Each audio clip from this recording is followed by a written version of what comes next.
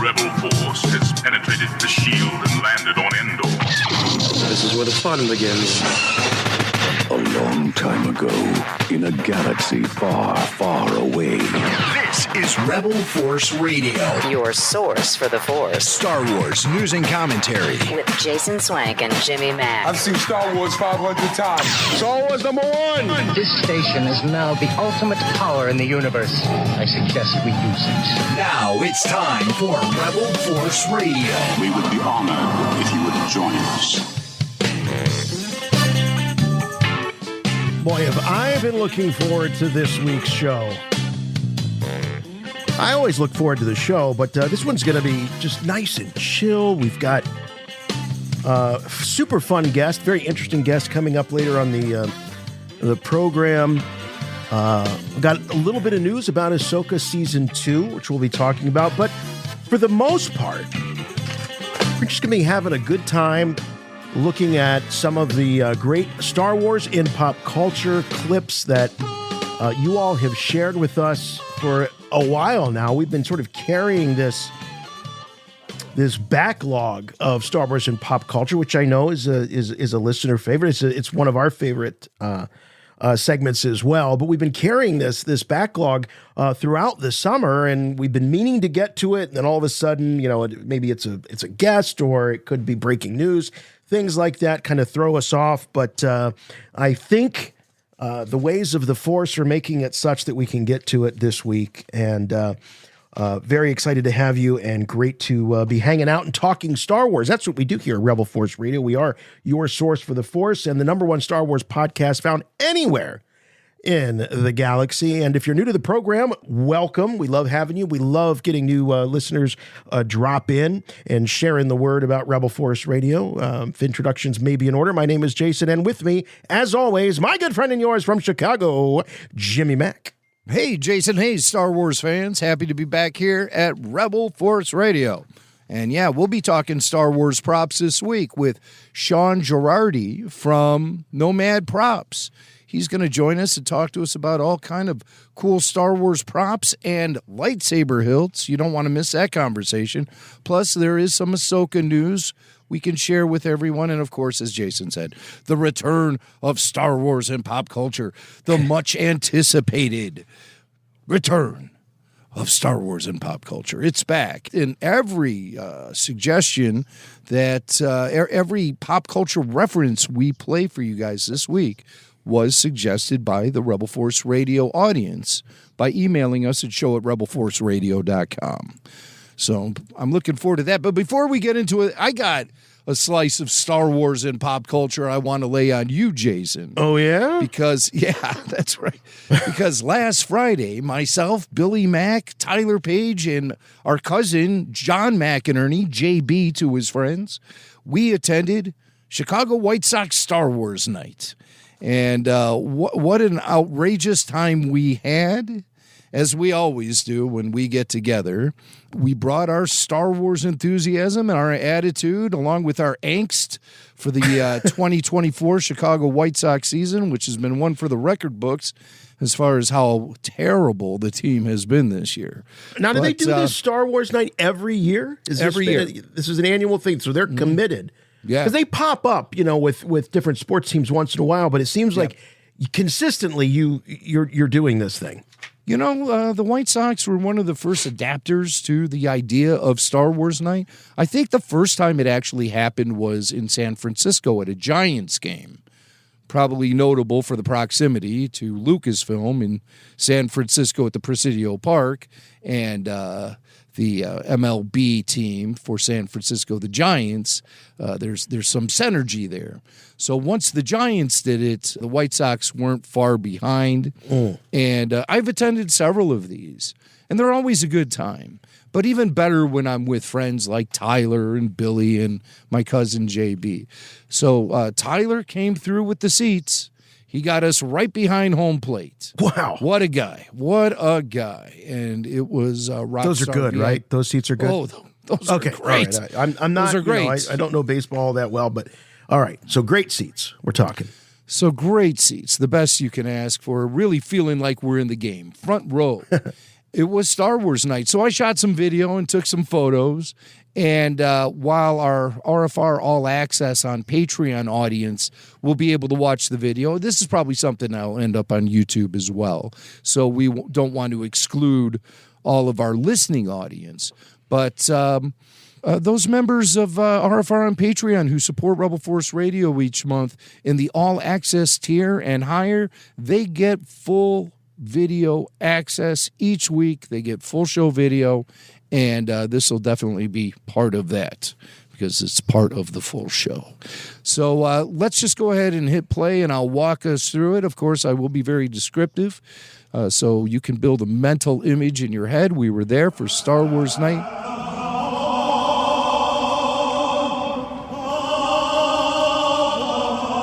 Boy, it's not every day that you see national anthem singer there.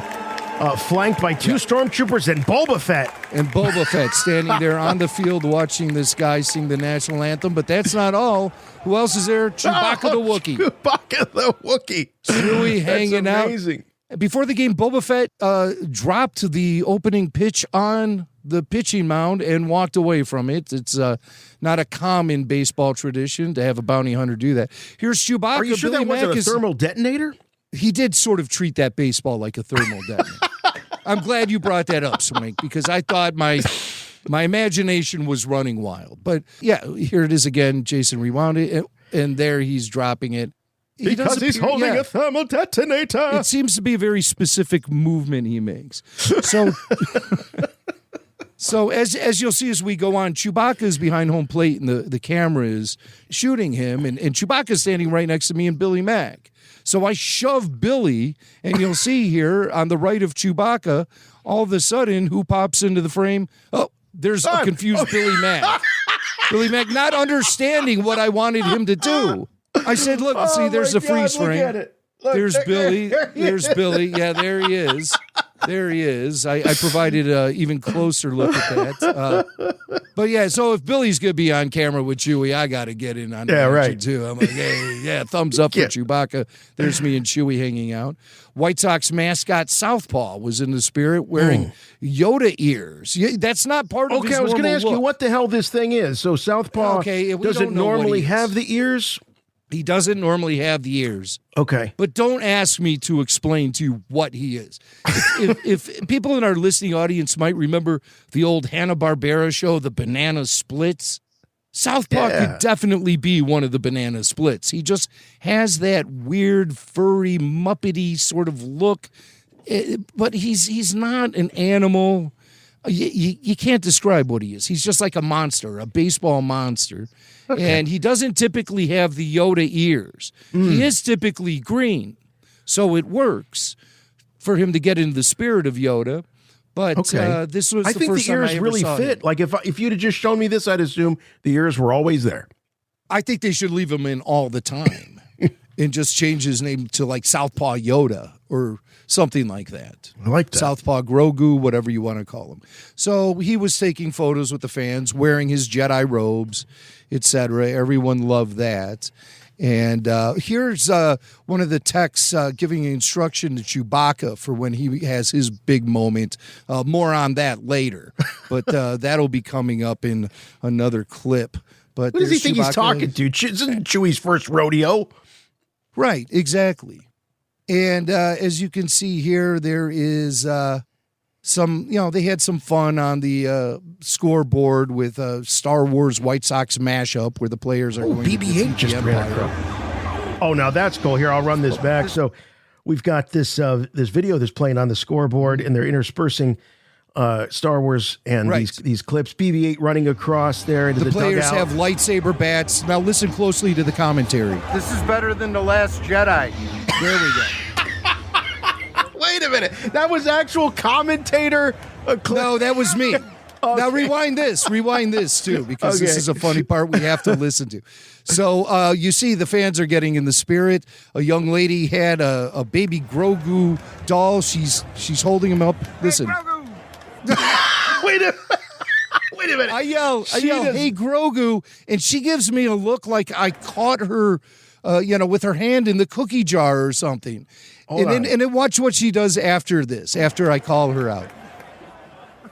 She waves to me. A little Grogu wave there with the hand. As Grogu. What's going on with this woman? Just rewind it. She looks. Well, look at that face. She's very unhappy. She looks very grumpy. I didn't.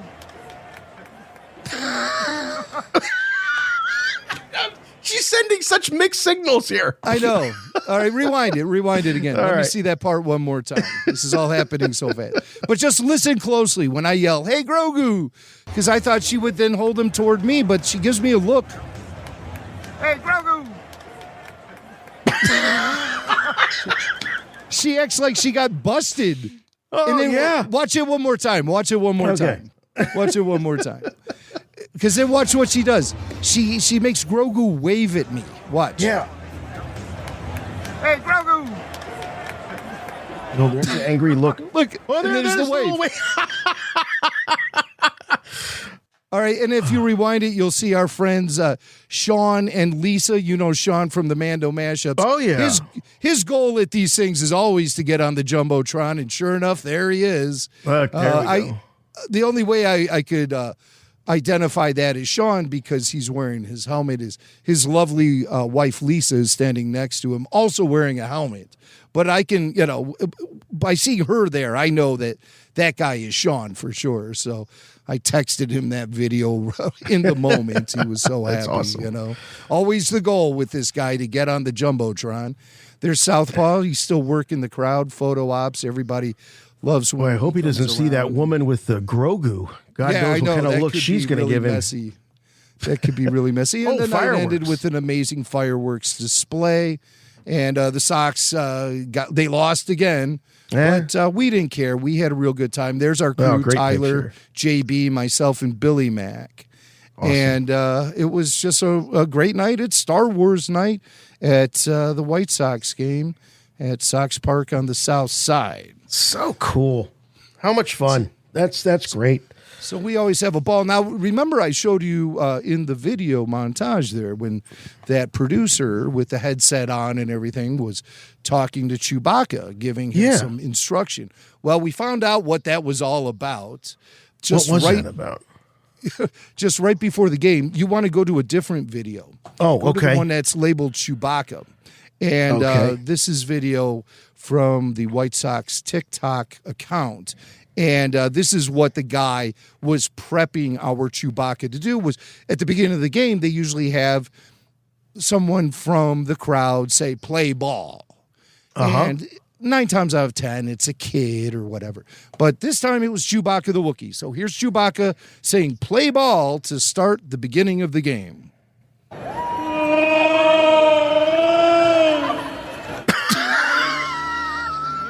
Oh, wait, okay. I got lots of questions. So, not to take anything away from this incredible cosplay going on here, but generally speaking, when you see the cosplay Chewie or the cosplay Vader, they got a little box with some sound effects going on. This dude, he's doing his own sound effects. You can tell. Yeah. This is no Ben Burt magic here.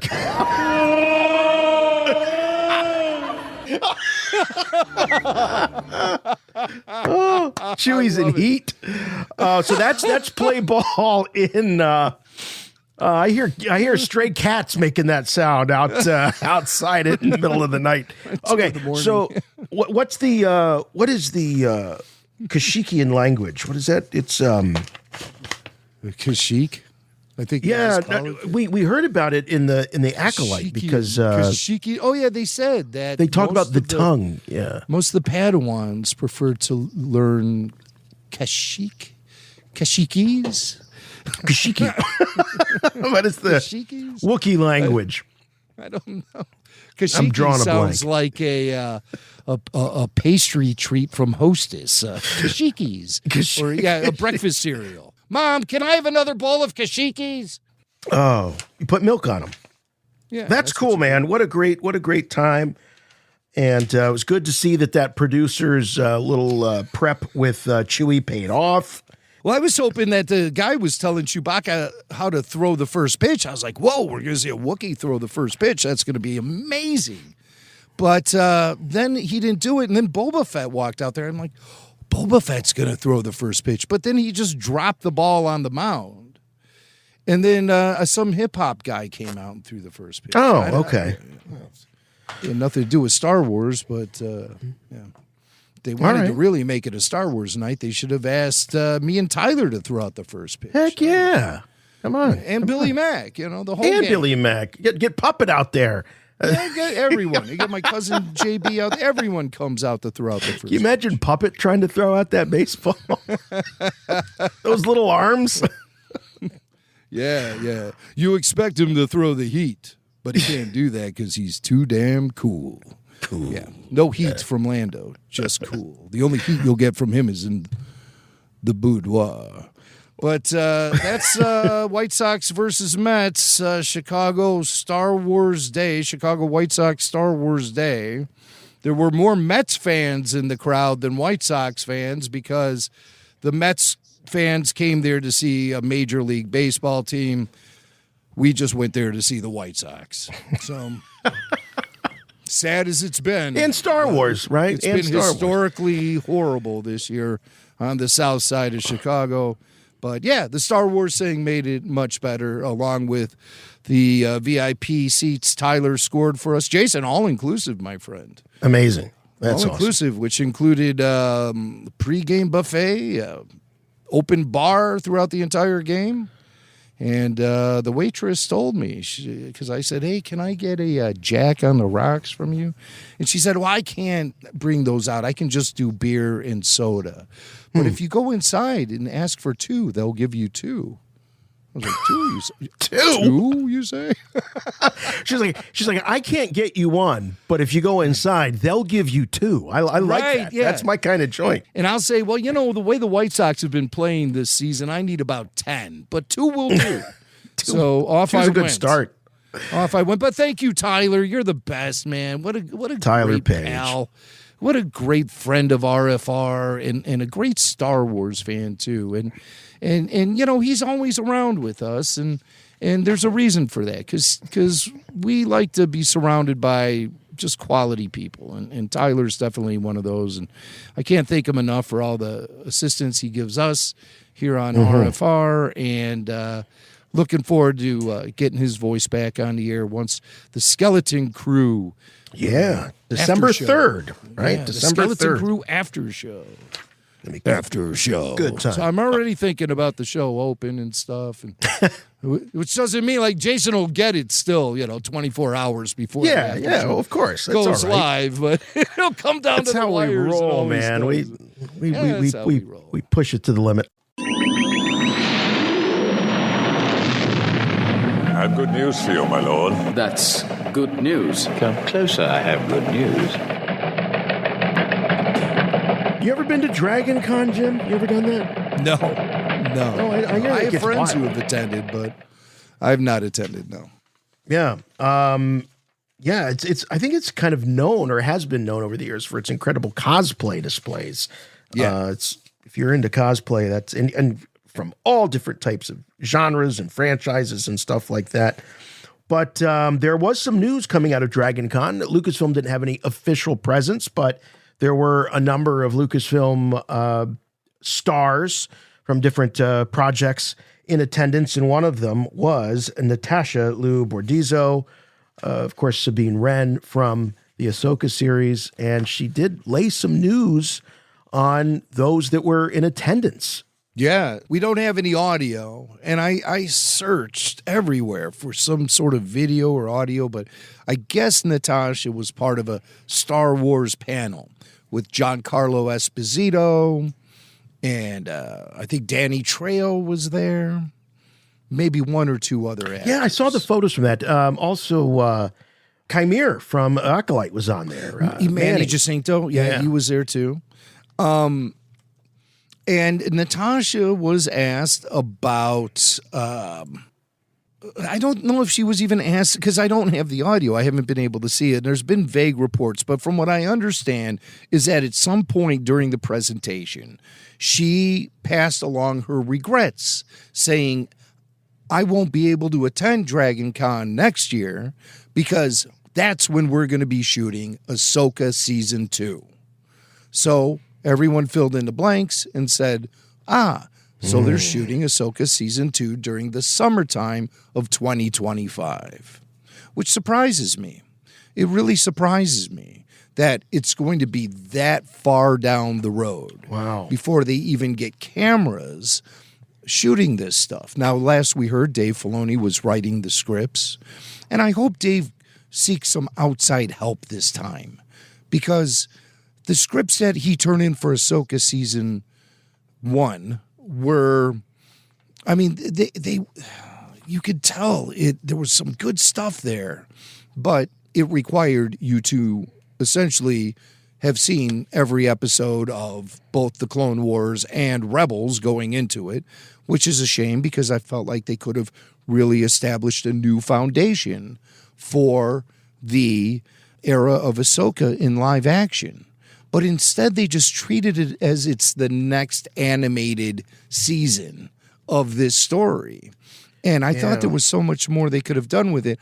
Also, there were a lot of character motivations, which went largely unexplained. And the whole rollout of the story was sketchy at best. So I get the bones are there. The bones are there for some great Star Wars storytelling, but I think Dave needs a little help in the writer's room. So I hope that's what's holding it up. They're taking their time to really flesh out a solid story. But here's the thing that drives me the craziest is, as television viewers, we've been largely accustomed to, prior to the age of streaming, we would have a season that was big and fat, some might even say bloated, that went 22 to 24 weeks, took time off for the holidays, and then took a break over the summer for those 3.5 months. And that would be a season.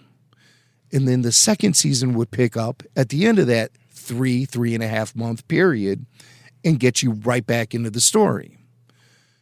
As Star Wars fans, we're always accustomed to waiting 3 years between the films. But in the sequel era, that changed to 2 years between the films when you think about the sequel trilogy. Right. Now, here we are doing television again, only 8 episodes long. Right. Episodes that are 30 to 40 minutes in length. And we have to wait 3 years between seasons.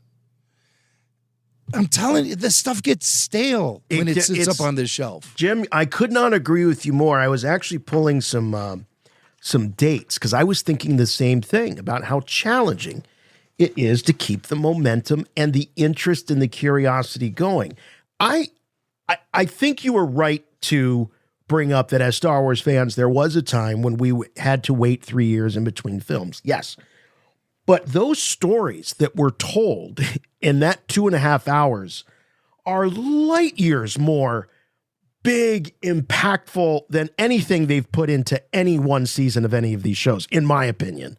So there was enough to satisfy you, to get you over those 3 years. In the case of Ahsoka, there really wasn't all that much that made me go, oh my God, I'm tearing my hair out for 3 years because I just can't wait, because they're also distracting you with all these other stories. Now, if you go back and you look up until this Ahsoka, the longest drought that we've had between subsequent seasons, and there's still not a confirmed date, but if Andor Season 2 hits in May of 2025, we're going to be looking at 32 months between seasons. Almost 3 years. Between Mando Season 2 and Season 3, it was 29 months. So, all right, well, there are things they'll throw at us. Like pandemic, global pandemic, and the writers and actors strikes. Okay, all right, fair enough. That stuff was all over by the time Season 1 of Ahsoka ran. That's right, exactly. That was ancient history by then. Right. So I think this is part of the model. I remember when shows like The Sopranos were on, and I think the longest, because they had contract disputes, I think, at one point during Sopranos.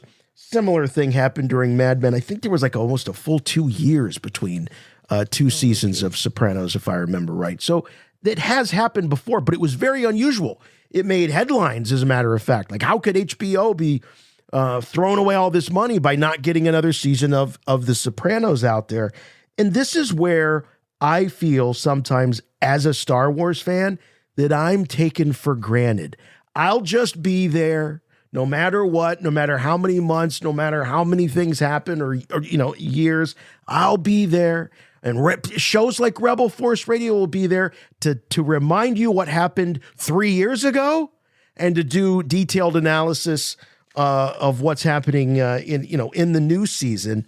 And I just feel as though, I feel like I'm taken for granted, or we as fans are taken for granted a little bit as they really take their sweet old time. And I think it's just, some of it is just fumbling around in the dark. That's what I think it is. There's no real plan. It's not like, oh, we've got this is going to drop this day, then this day, then this day. Dude, these shows have been rattling around. Andor season 2 has been complete for how long? Skeleton Crew has been complete for how long? I don't know. I'm getting really frustrated by just the Keystone Cops clumsy way that some of this stuff ends up rolling out to us. What are we waiting here for? I mean, for us as an adult, 2 years, 3 years, we can do that. That's no problem. But for a kid, that's a lifetime to have to wait 3 years for the next season of a show. And all I hear about is how Lucasfilm is wringing their hands going, oh, we can't keep creating the same Star Wars for the 50-year-old white guys. We need to get the youth involved. We need to develop a new generation of Star Wars fans. Well, you're not going to do that if you leave kids hanging for 3 years waiting for part 2 of your show. It's not going to happen. Those kids are going to tune out, and they're going to find video games and other movies that they enjoy. And that's other right. Streaming Kids are shows. fickle. There's so much competition now. They're going to move on. They're going to go play Fortnite. I couldn't believe this when I went back. Bad Batch between seasons 1 and 2 had 20 months, almost 2 years between Bad Batch seasons 1 and 2. And that was explicitly made for younger viewers. It's ridiculous. It's really ridiculous. Of course, I don't want them to rush anything with Star Wars, but I just wish... Have a plan? Yeah, they weren't just throwing things up against the wall to see what would stick. And yeah, came up with a solid pipeline for Star Wars stories told in a consistent fashion, not jumping all over the timeline, not making stuff for little kids and big kids and adults and, just... find a consistent approach, and then maybe waiting for 3 years won't have to happen because there's not so much experimentation going on. That's it. They're looking for a hit. Like, all right, throw a season of this out, throw a season of that, and now you've got 3 shows with one season, and they're like, oh, the ratings on this were pretty good. We should probably get a second season into production on that, but it's already been a year since this thing aired. So now you're going into production on a second season. So yeah, I just feel like there's got to be a better way. And we've been saying it here. You've been saying it. The Mandalorian was a hit right out of the gate. Everything that they did, in my opinion, with maybe the exception of Kenobi, because I thought that was a pretty important story. It wasn't perfect, but I can understand why they wanted to do it. Ewan McGregor was lined up. They wanted to do it. Got Hayden back. But other than that, I think just about everything else, and maybe I'll throw Andor in there, has just been a distraction. An unnecessary distraction and an exercise in experimentation, like you said. Acolyte, Book of Boba Fett, just a distraction. Well, the Book of Boba Fett spun directly out of The Mandalorian.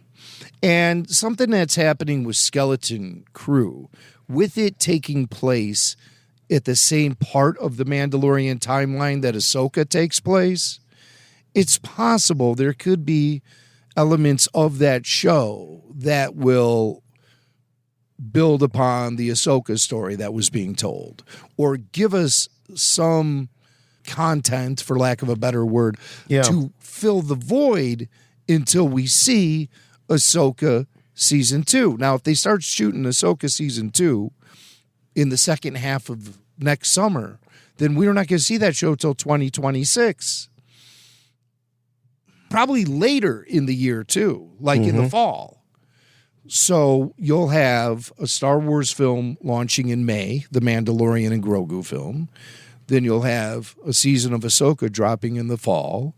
And then the year is supposed to wind up with another Star Wars film coming out during the holiday season. And we presume it's going to be that Rey film that's been... Maybe. It's been running its wheels through the mud of pre-production and development for all this time. When they announced that movie in April 2023 at Star Wars Celebration in London, I'm pretty sure they were quite confident that that movie would have been in front of cameras by now. But by the end of 2023, when it became very apparent to Disney and Lucasfilm that there was going to be no Rey film going in front of the cameras in 2024 at all, that's when they fast-tracked The Mandalorian and Grogu, gave up the idea of doing a season 4. All the pieces are in place. The foundation is there to move The Mandalorian into movie theaters. And so it was fast-tracked. So what's going to happen? What's going to take the place of the Rey film should it not be ready to shoot next year? Because they're going to have something in front of cameras, a film, not a TV show, a streaming series. A film has to be getting shot by this time next year if they're going to meet that December 2026 release date for the second film. What do you think the odds are they're going to move that release date to 2027? I think very strong. Could that Sean Levy movie come in and save this Rey project? Okay. Because there was talk that Levy's film was. We even heard a rumor, Jim, that it was a contingency plan on the Rey movie, or that it might tie in to that Rey movie in some way. Yeah, something tells me his script has been already submitted for that. I believe I got that information. That a script has been submitted for the Sean Levy film or is close to submission. Now, we know lots of scripts have been submitted for the Rey film. Damon Lindelof lost his job submitting a script for the Rey film. So I don't know where things are going. Stephen Knight was developing a script, but things have been kind of quiet on that front, especially since Knight has now began to focus on the Peaky Blinders film. So what's going on with that Rey film? Well, in the Mangold film has one of the Gilroy writers working on it, right? Yes, Bo Williman, I believe his name is. But yes, there is definitely one of the studs from the Andor writing room working currently on the James Mangold Birth of the Jedi, Dawn of the Jedi film, which was also announced in April 2023. So maybe the Sean Levy film will take the place of the film that was being developed by Stephen Knight and Shabid Obaid Anoy. Oh, Charmaine. Shanoy, whatever name it is. Yes. Yeah, maybe Sean will step in and take the reins of that bad boy. And then the James Mangold film will follow up on that. Or flip-flop the Mangold film and the Levy film. I think that if you're eyeballing next year, you can probably work that out with both directors to guarantee their availability. Who knows? Who knows? We do know, though, that Ahsoka Season 2 will be shooting next year, and the Mandalorian and Grogu film is shooting now, as we speak. And I'm pretty excited for that. It will just be exciting to get Star Wars back in the theater after a much longer hiatus than either you or me were ever able to predict. So that's the word on Ahsoka. Rebel Force Radio. Rebel Force Radio. Rebel Force Radio.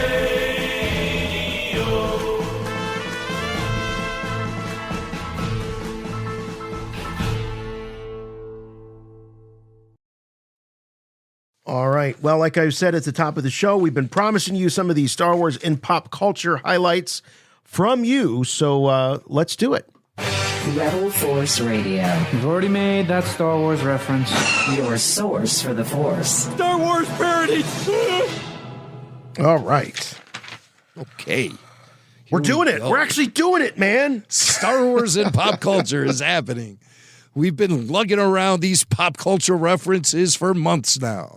And my back is tired of all the heavy lifting. So let's relieve ourselves and enjoy some of these brilliant moments in Star Wars and pop culture. I'm particularly fond of this first clip. This is coming to us via a tip from loyal RFR listener John Greenberg. And he tipped us off to an appearance NASCAR legend Dale Earnhardt Jr. made on the Rich Eisen show earlier this year. And Dale tells a great story. You know, being a guy like Dale Earnhardt Jr., NASCAR superstar, now retired, you imagine the door opens up a lot for this guy. And he gets to experience. People take his phone calls.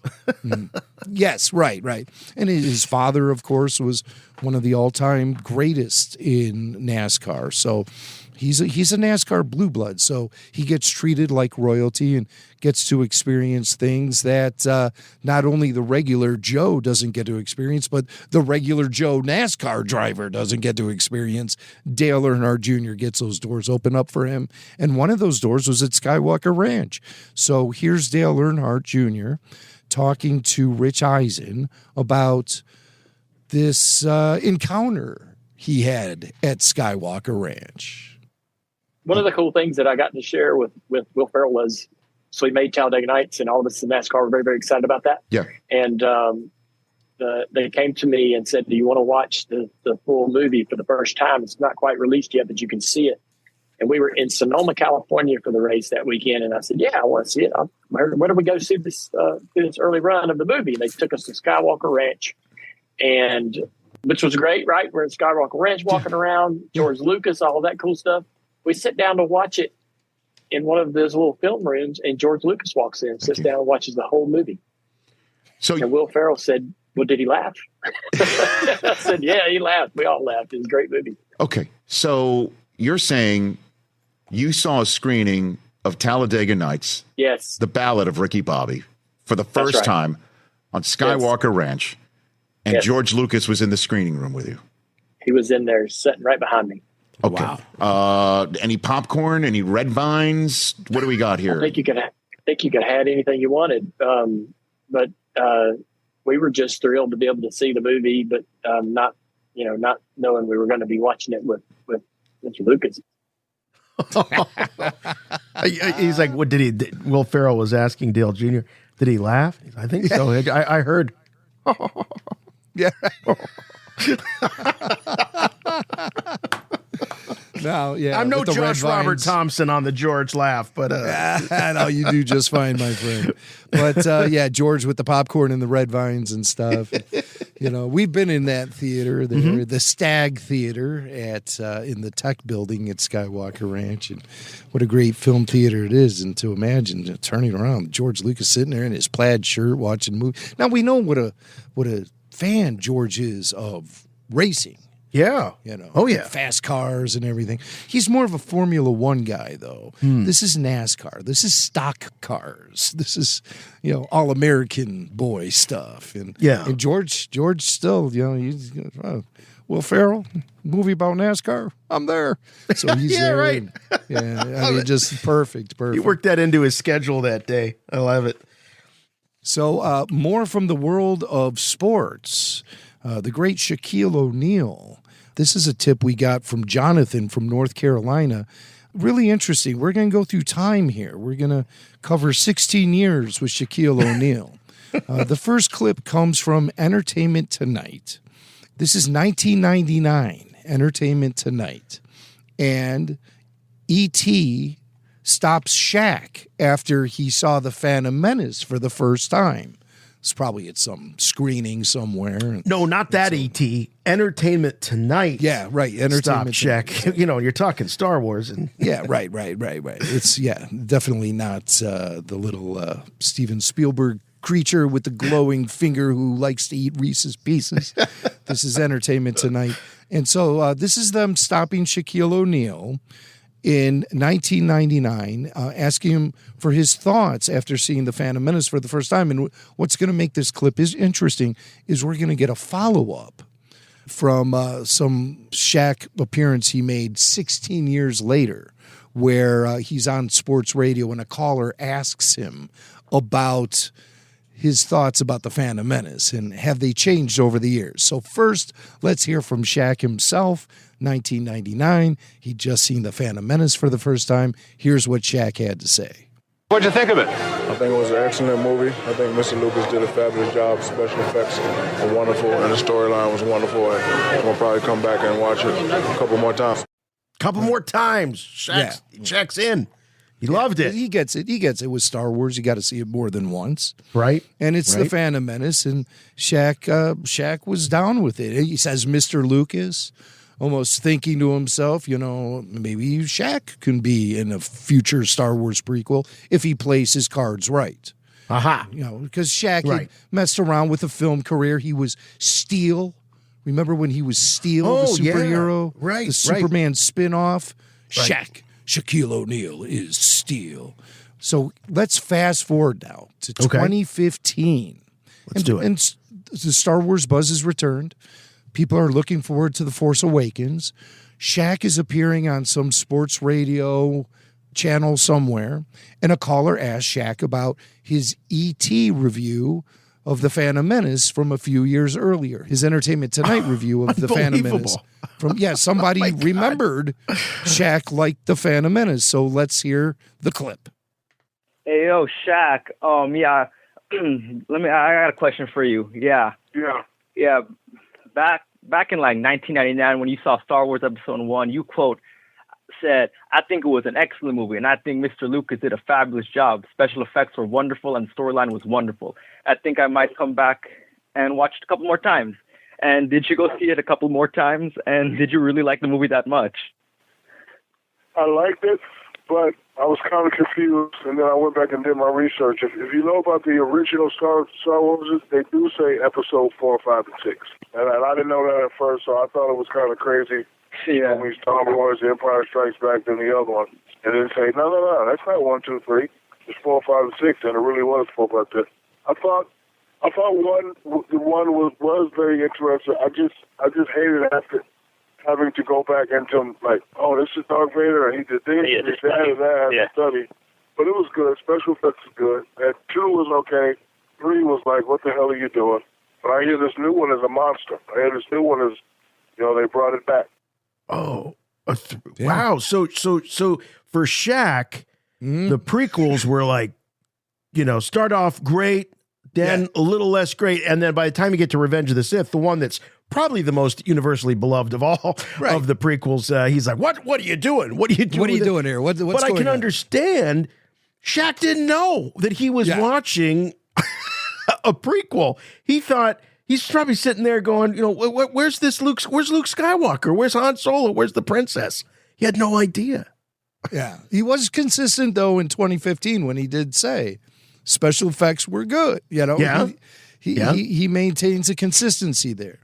But, he didn't reveal any sense of confusion when he was talking to Entertainment Tonight in 1999.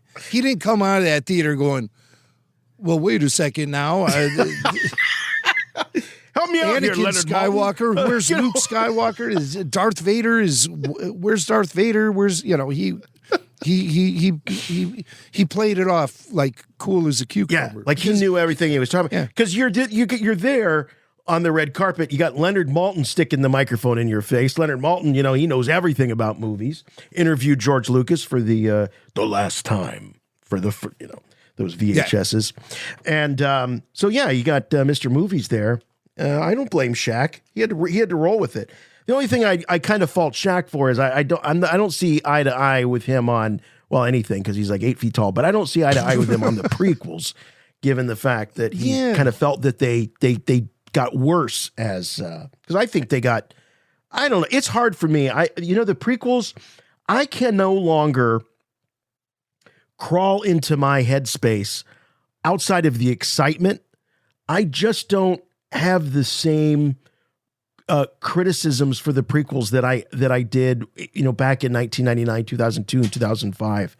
I think I've just seen so much Star Wars that I'd rather forget in some cases, that those just, they shine really bright still, and they just are representative of films unlike anything that's made today. Yeah. So I just cannot immerse myself in that criticism that I had. I watched them. I guess you could say I watched them with rose-tinted glasses, which is a nice place to be. I like that. I agree with you. I mean, I looked over rose-tinted glasses when it came to the narrative, but people forget that The Phantom Menace had a very similar impact on film goers and the film industry that the original Star Wars had in 1977. It was presenting film in a way you'd never seen it before.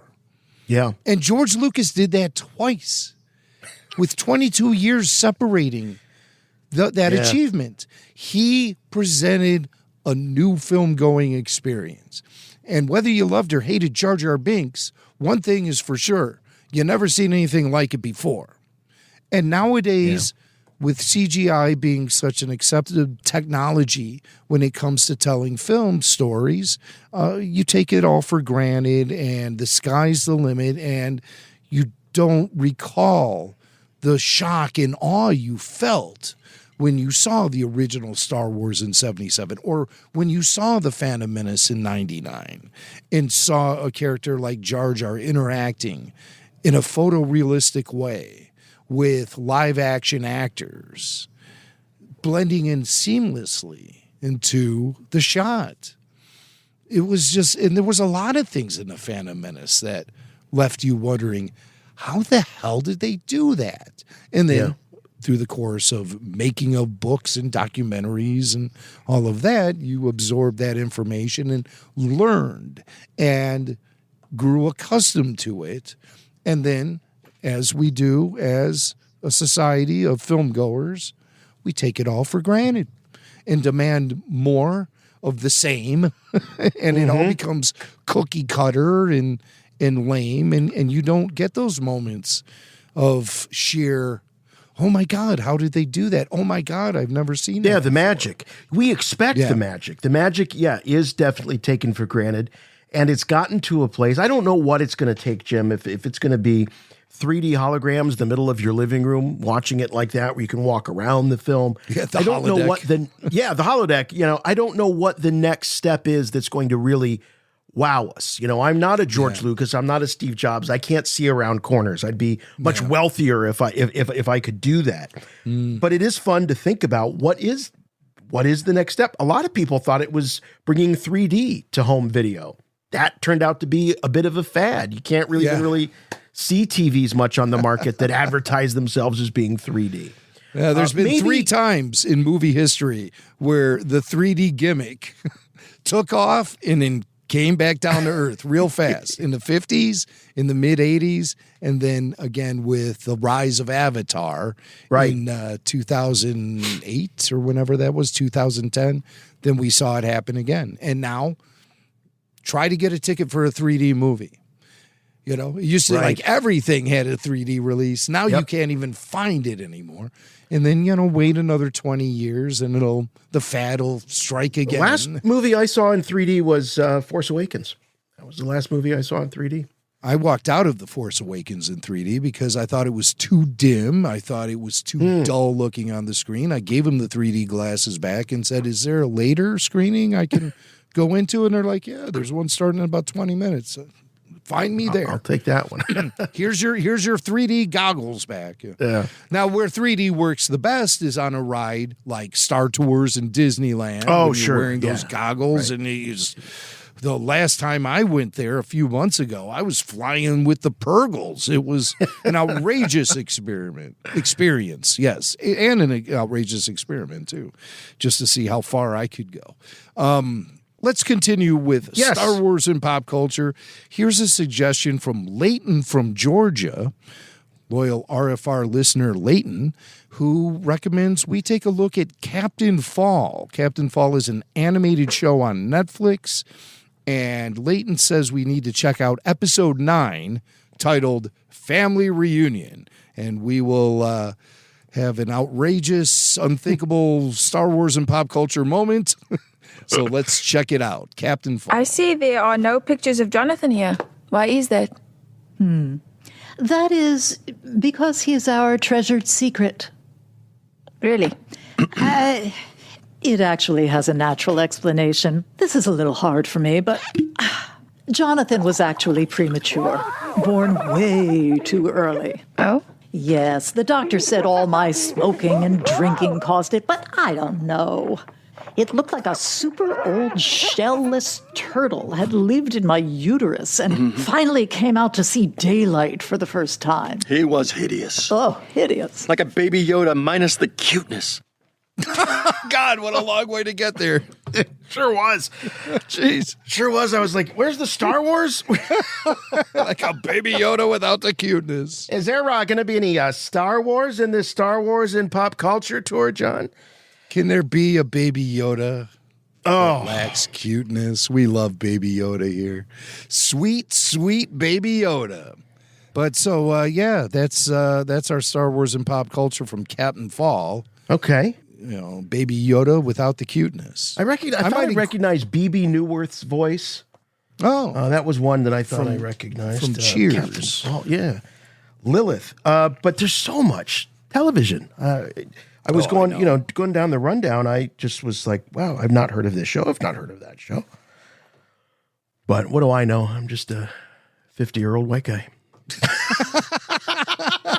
You better fix that, man. I'm working on it. I'm working on it. I'm getting that reverse age machine going on. I use it all the time. I call it Rebel Force Radio. Okay. This is from Gil. Okay. Gil, who says he found a pop culture reference in a children's radio show called Adventures in Odyssey. Okay. This is the first time I think we've ever checked out a children's radio show for a Star Wars and pop culture moment, but courtesy of Gil, we're tipped off to this clip from Adventures in Odyssey. It's from an episode entitled Bodyguard, and a note I left to myself. I wrote, kid with bodyguard confronts bully for throwing tomatoes at him. So there's your setup. All right. Kid with bodyguard. Kid with bodyguard. So it's like, I don't know, a very rich, influential kid. Like a Richie Rich type? Like Lee, I'm picturing Richie Rich. I'm picturing the Macaulay Culkin version of Richie Rich too, which oh wow, you're getting very specific here. Yeah, that was a flop. Yeah, it really was. I think that movie derailed Macaulay's career, actually. And that's a tough pill to swallow when you're 14 years old. Yeah. But here's a kid with bodyguard confronting a bully for throwing tomatoes at him. Listen for the Star Wars reference. Drop the apples, Rathbone. Hey, Grady. How you doing? Tell your Wookiee to back off, man. Oh, that must be the bodyguard. That's the bodyguard right there, the Wookiee. Yeah. We saw him at White Sox Stadium just a little bit ago. That was the same guy. I took a picture with him. Well, thanks, Gil. So there's a Wookiee reference in the children's radio show Adventures in Odyssey. So tune in to that show wherever you find children's radio shows. Yeah, that's crazy. I mean, it's cool to think that there's still radio shows around. I mean, it's like episodic storytelling radio shows. Yeah, interesting. Yeah, something kids can tune into. now we're going to Netflix again for a tip from Alexander. The show is called Boy Swallows Universe. Never heard of it. It's episode 3, titled Run Boy Run. And this note I wrote to myself, kid getting treatment in hospital, axe injury on hand, playing with Star Wars figures. Okay. All right. That sounds tantalizing. Let's hear this Star Wars reference from Boy Swallows Universe. You were saying about this accident with the axe when your brother cut off your finger? Well, we decided to execute Darth Vader to pay him back for killing Obi-Wan Kenobi. What? No, you think Obi-Wan Kenobi's dead? Well, he got chopped with a lightsaber and vanished, so... Well, vanished isn't the same as dead. Wait a minute. We reached this kid when he's only seen the first Star Wars movie? 77? Man, is he in for the adventure of his life? I'm so jealous.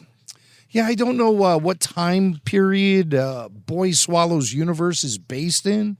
Oh, it could be a period piece. It could be. Right. It could be. Or the kid just... His parents don't have a full collection of Star Wars movies for him to watch on the old Blu-ray machines. So he's, he's learning his way through and playing with action figures and axes in the meantime. So, for all you kids listening, while we strongly do recommend playing with Star Wars action figures as a healthy and normal sort of activity, when you incorporate an axe into your play, you have to expect the worst. Maybe a hospital appearance, maybe a prosthetic. That's the future, kids. So just be careful. That's where I thought this clip was going. I thought we were going to get like a Luke Skywalker artificial hand reference with this from the setup. You said, but I am curious. The kids read on the scene, the duel between Vader and old Ben, is that he got chopped in half. Yeah. Jim, did you feel that when you saw that for the first time, did you think the old man got chopped in half? Is that how, as a kid, you would have? Okay. Absolutely, yeah. That's how we saw it.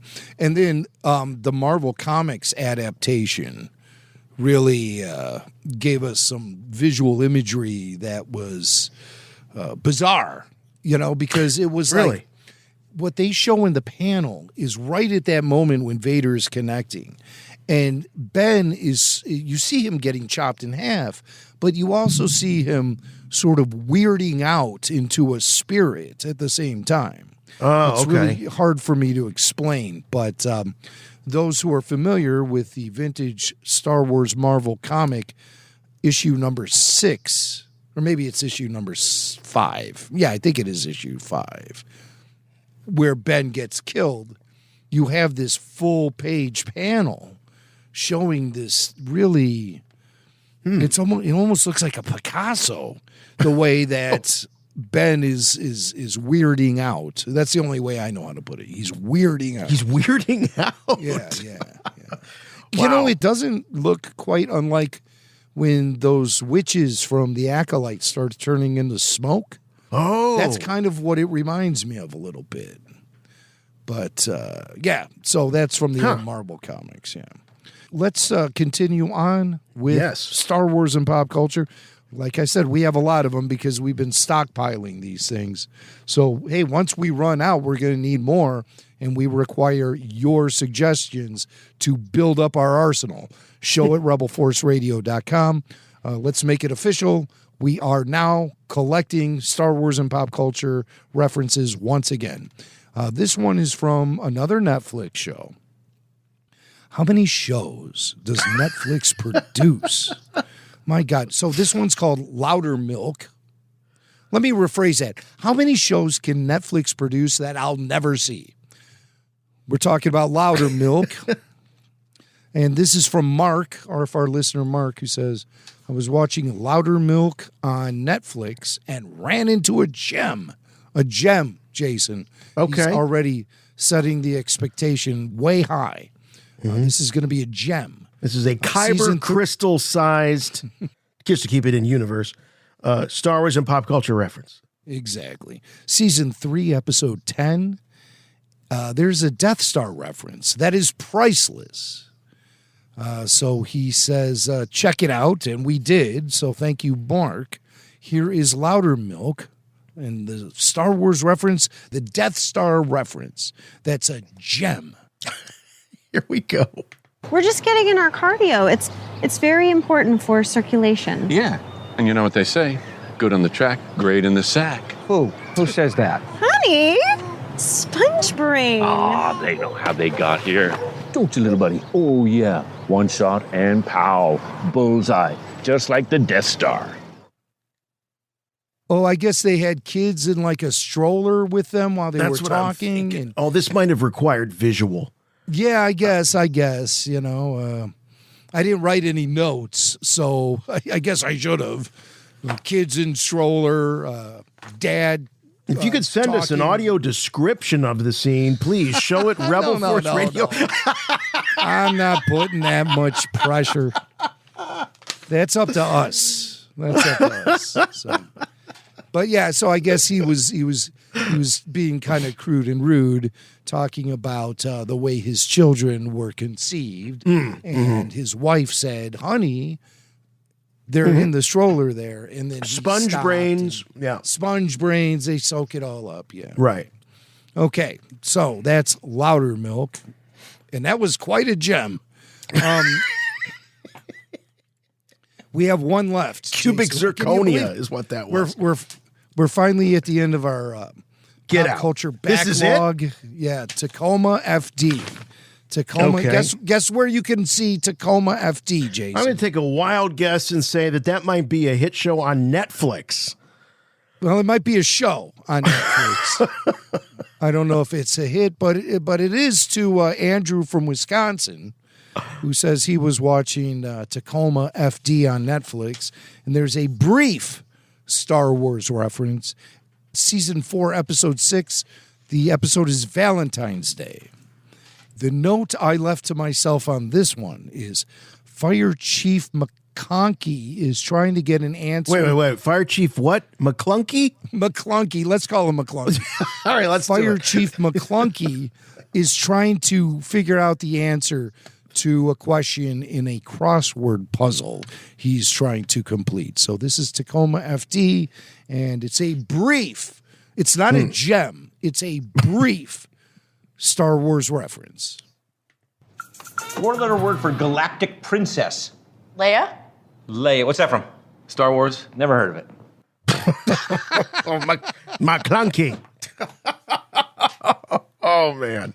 Now, that was a gem.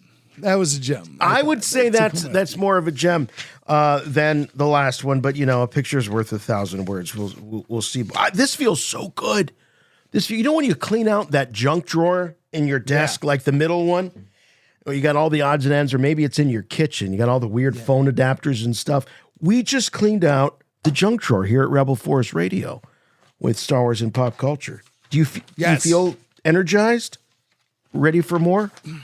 Well, I feel a little empty now. I need people to help fill up that junk drawer with more Star Wars and pop culture references. So like I said, we are taking them in again.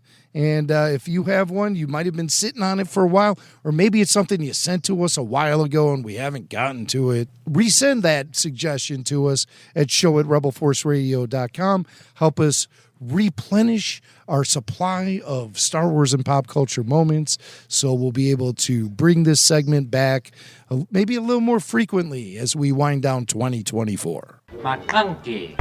Hi, this is Dennis Lawson, and you're listening to Rebel Force Radio. Your source for the Force. The size of that thing. Cut the channel, Red 2. All right, let's check in with listener mail, see what's on your mind. Yeah. You must contact me. Play back the entire message. What message? Message after the message. The Emperor commands you to make contact with him. It's a trick. Send no reply.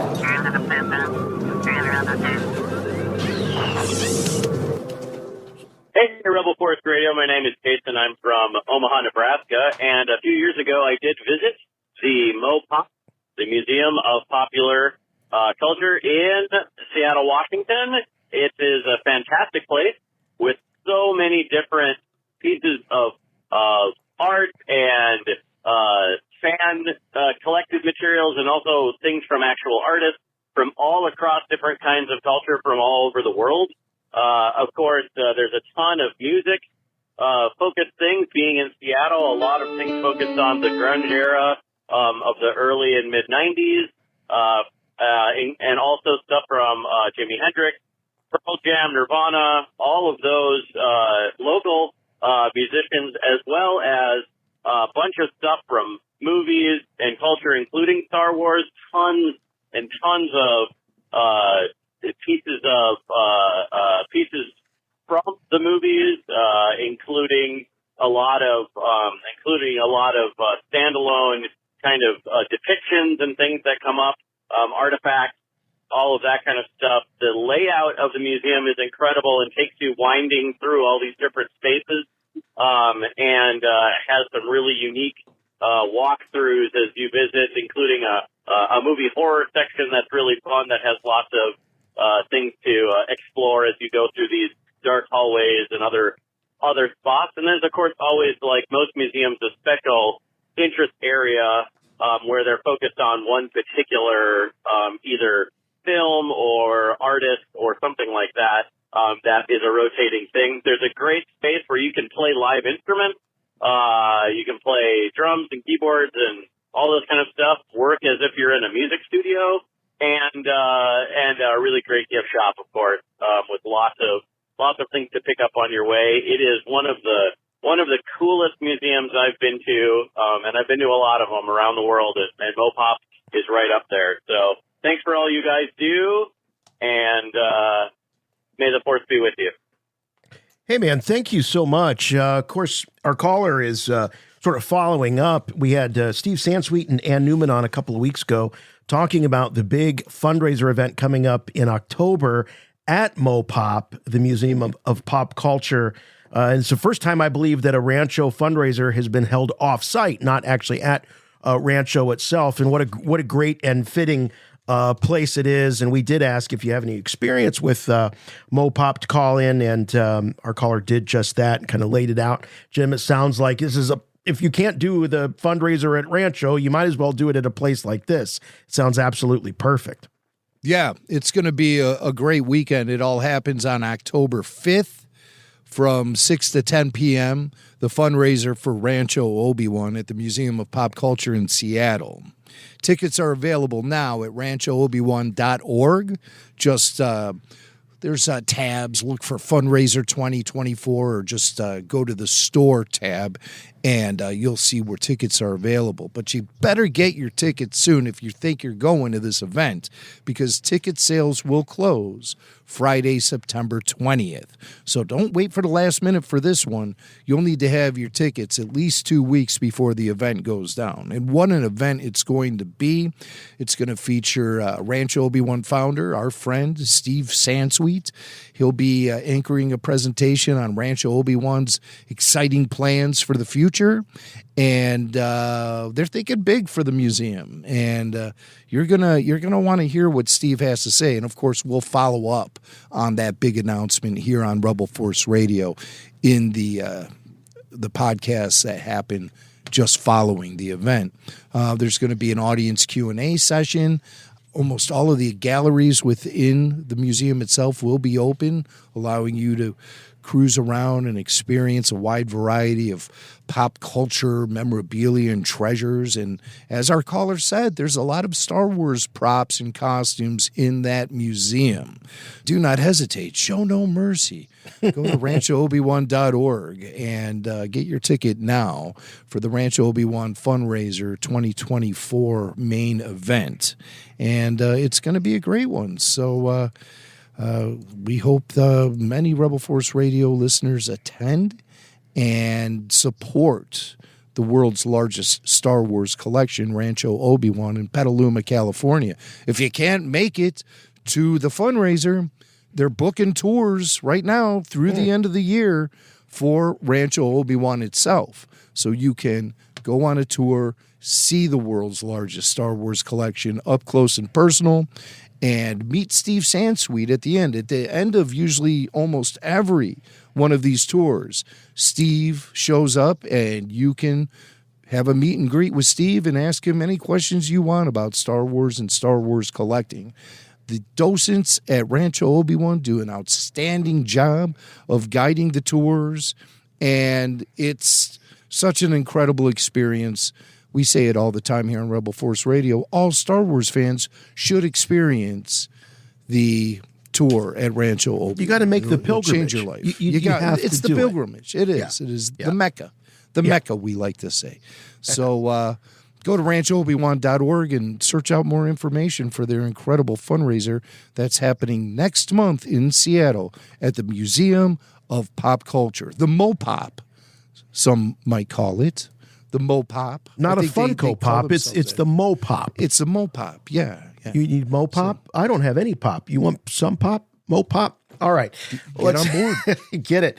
Well, you know, Rancho Obi-Wan houses all kinds of great collectibles. And one of the things that Steve Sansweet, Jim, has taught us is sometimes, a lot of times, the fans do it best. They create incredible works of art in the form of artwork, or even in the case of our next guest, prop replicas. In the world of prop replicas, Sean Gerardi is a big name and a real force with all of that stuff. So Sean reached out to us some time ago and talked about these lightsabers, and we got him on the program here to tell us how you might be able to get a hold of one of these incredible prop replicas. In addition to maybe you're curious and you want to get into the whole game of making your own custom prop replicas and things like that, if you want to get into that one-to-one scale, as they call it. And Sean is nice enough to join us here on Rebel Force Radio. Hello, Sean. Hey, how you doing? Let's discuss the backdrop here. You say you're the prop man, and that's the truth. You have all sort of helmets behind you. I'm seeing a Mandalorian pauldron, Mandalorian helmet, even a Captain America shield, Deadpool right there out in front and center because you want to stick with the box office champ of the year. You got a Sabine helmet, Kylo Ren. Oh, there's even a Mandalorian. Am I seeing that right? That's a that's it's a Maul skull. Yeah. Wow. Oh, are you talking about this one right here in the? Let's see. Can I do it? No, I'm talking about up on the wall. I think that's actually up here. A Mando from the one that Giancarlo wore in the season finale. Yeah. Yep. The Moff Gideon helmet. Yeah. In Bo-Katan, we have lightsabers and all kind of stuff. Easy to confuse the Mandalorian with the Moff Gideon. They've got the horns. In fact, that created a whole bunch of speculation that maybe there was a connection, but I don't think there is. It's a different vibe. Yeah. With the armor with the horns too. I've pressed Emily Swallow a few times on what the horns mean, and she hasn't given up anything. So she's good. She's good at keeping secrets. That armorer, she keeps them under armor, you might say. But Sean, I'm not surprised, certainly, but very, very happy to see this incredible display behind you because you are a guy that is known for making props and having an eye for detailed prop replicas and that sort of thing. How did you get involved in this? Was it a business first or a hobby? How did this start for you? Yeah, it was really a hobby. I mean, I actually worked for Disney World in Florida for a while, and I had a friend that was there who was in the 501st. He was trying to get me to come into the 501st for a while, forever. And I never did. And then I moved up. Now I'm in Seattle for work. So I'm in corporate finance is my kind of day job. That's how you afford it. I see. Yeah, right. Yeah, exactly. Yeah. Then I started I got into 3D printing with COVID. I mean, I dabbled a little bit before then, and then COVID hit and it just took on a whole life of its own and kept 3D printing more and more and increasing my investment in printer technology, and now it's pretty much exclusively resin, so you get much higher quality. And how much of a game changer? I'm just curious with you guys that do this. How much of a game changer has 3D printing been? Oh, huge. Yeah. I mean, but before that, it was like vacuum forming was the only way you could get armor. Like most of the stormtroopers you see are going to be vacuum formed, but much more intricate armor and things like what the Mandalorian has. I'll go with a jetpack right here. Like all this stuff, you couldn't do this level of detail with vacuum forming.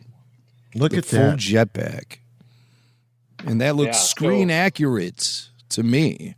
So it's pretty. I mean, there's always tweaks to the models. I've gotten pretty close with a few of the 3D modelers out there, and they're always doing V2, 3, 4, and so on, making little tweaks with new references here and there. But yeah, the level of detail you can get with 3D printing, and now with so that's a resin printed, so you don't see any of those print lines that you get with those lines. That was sort of like in the I guess in the early days, and by early days I mean a couple of years ago. That was sort of the compromise. You got this great way to tool parts, but you had to either sand it like crazy or just live with the lines, and that's not the case anymore, huh? Yeah, resin comes out. I mean, if you take it right off the printer, you can still see some lines, but it's super easy to sand. Whereas the plastic takes forever to sand, and it never really gets completely smooth. You have to coat it with a bunch of things, and it's just not, the juice isn't worth the squeeze. But then resin came out, and I've got a washer-sized resin printer in my garage, which is my shop. By the way, I love the Chut Chut shirt that you got there. You're wearing. That is a limited edition. Those are no longer available. So you got one of them. Yeah. Nice. They might come back at some point, but yeah.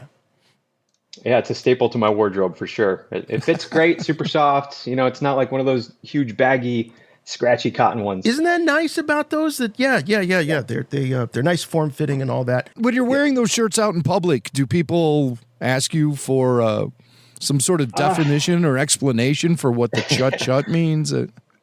I've gotten one or two, but I go to Comic-Cons and stuff, and I'll wear this. And I've got a shirt that Brendan Wayne was selling for a while with Mando with the cowboy hat on it, and I got that when I was at that Comic-Con with him. So yeah, there's always questions at Comic-Cons, but you kind of expect it in that forum. The general public is like, I don't know what that is. I'm not going to touch it because I don't know what it could mean, so they don't go there. So with these incredible props that you were making as a hobbyist, now people have a chance to actually get them from you. It's becoming a business of sorts then. Yeah, I mean, with COVID, I doubled down, and it's really hard to find like screen accurate parts for the Mandalorian armor. It's so intricate. The paint job is so specific. And obviously the 501st guys and everything, there's a lot of really good references and resources out there, and connect to the right people. And I know Sam pretty well, who sells the Alumiluster. So you can get that commercially. It's the same paint that they use for the show, that I think Legacy Effects was using for the show. So you just start to see all these different pieces come together, and metal parts get done by somebody, and leather work gets done over here, and soft parts over here. And so I kind of, with 3D printing, it was trial and error to get to point where, I'm a perfectionist. So to get to the point where I was happy with the end product just took forever. It took a while. And then once I did, people were like, hey, can you make that for me? And I'm not going to turn away from that. So I'm like, as a hobby, sure, I'll make it. You pay me, I'll make it. Let's do this. And I probably made 40 or 50 sets of armor and have sold 200 plus helmets, somewhere in that ballpark. Awesome, man. So this is custom. I think people need to understand this is custom boutique craftsmanship work here. This isn't, you're not going to go to some factory in China or Vietnam and commission them to push these out. These are all lovingly handmade and handcrafted pieces of unique art in a lot of ways. Yeah, totally. Yeah, everything. I do all of it. So my shop, like I said, my garage is my shop. I got a paint booth set up in there where I can, spray respirator, the whole 9 yards, like an auto shop for painting, because the paint process is just that intense and that toxic with some of the components of it.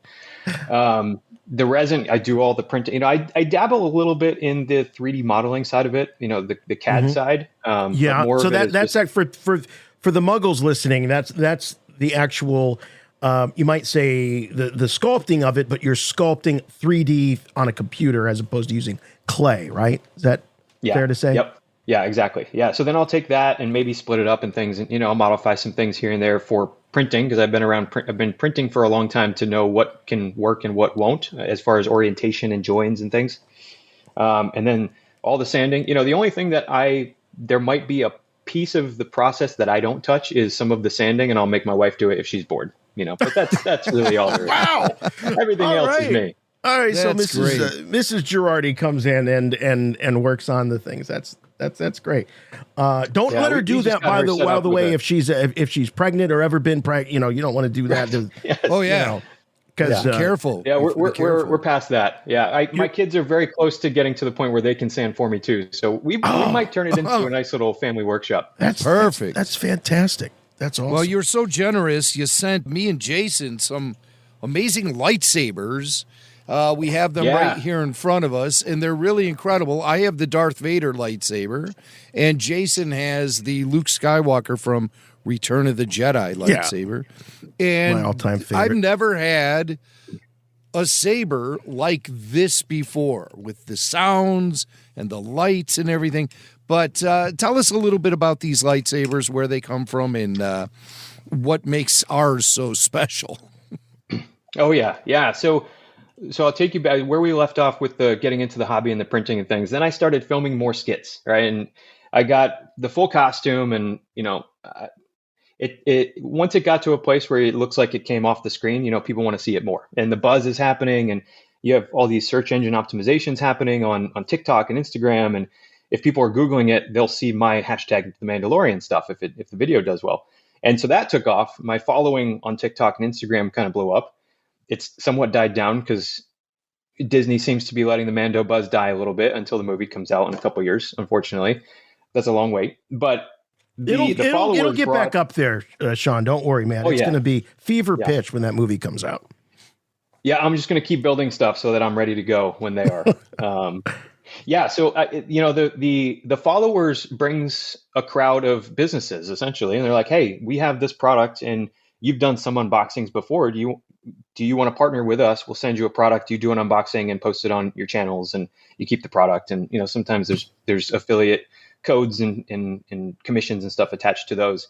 So I partnered. I've got a few amazing ones that I've partnered with. One is Heroes and Villains, which I don't know if you've not heard of them. It's a BioWorld subsidiary. It's amazingly nerdy merchandise, like backpacks and shirts and stuff. And they've got a massive Star Wars line. So I've got that affiliate. I've been working with them for a little over a year. I've got a lightsaber stand, and you can find all this on my link tree and stuff. We'll make sure we can get all that found. Yeah, I do have the website, just so I'm clear. So sabertheory.com is the website, correct? Yes. Yeah. So Saber Theory, so they've been around for a while. They have a few different options for lightsabers, and if you go here and you buy a lightsaber, you can put in code NOMAD. Usually they're running a sale that's actually better than my code, so definitely do that if you're going to go and grab one. I always go for the Profi. So Profi is the board technology inside. There's a couple different variations. So this board right here is a Profi board. So it's an open source board where you can customize everything. And I really like the customization side of things. I manage a finance engineering team, so the engineering to me is not lost. So doing all the coding is just so much fun, and you can load it up with a bunch of different sound styles and fonts. Can you show that again for the folks watching, and we'll get this out on our YouTube, but show how small that is. You're talking about. Yeah. It's about the size of an index finger, and it barely goes up into that. And that has all of the sound effects and controls the lighting patterns and the colors and all that as well. Yep. That one white board. So you flash the board with all the customization. That's where some of the coding comes in. And there's a USB or a micro SD card right there, the black card that houses all the audio. So the board then communicates with the SD card to, here are all the lights and effects and everything. And then when I do a swish, if I swing it, it goes and grabs the right swing file from that directory that's on the micro SD card. So they work kind of in tandem. That's bananas, dude. That's bananas. And George Lucas, Jim will remember probably exactly the documentary or the clip that this was from, but George Lucas was going through and looking, I think it might have been the R2 builders, but I think he's said things like this before, that like the fans make stuff that's better than what they actually use on set. I think he was looking at like a Kenner AT-AT or something at one point, and he was like, "Oh, that's better than what we had," you know. So you do, like in that case, you're able to create this experience that takes multiple people and all that time to create on screen, and you can kind of do it all in one. It's really astounding when you think about it.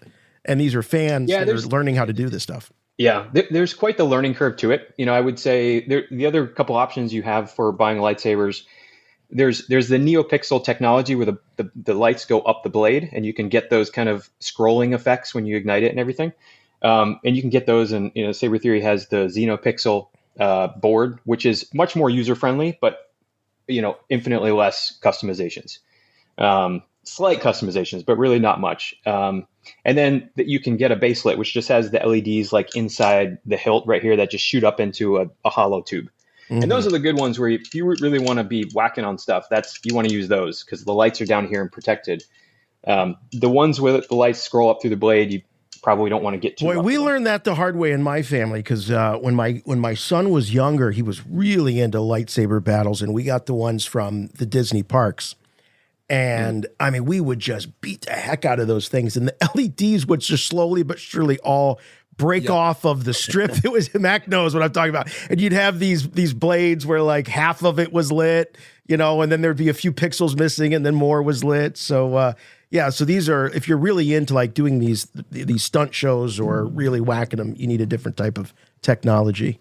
So I have mine with me, Sean, and I was hoping you could walk me through it. Now here it is. And that looks a little different, Jimmy. I don't know about that. Listen to those realistic sound effects. That's pretty good. No, I'm kidding. This is a piece of junk. Forget I was even playing with it. I have this one. Hey, wait a minute. You just threw it over your shoulder like Luke Skywalker in Episode 8, man. Yeah, and I meant maybe it too. Maybe that's what it was. Maybe they handed Mark Hamill like a one of those lightsabers, and he's just like, I don't want. Give me a real prop. Yeah, right. Yeah. Come on, I want one of those from Saber Theory. Look at that. Listen to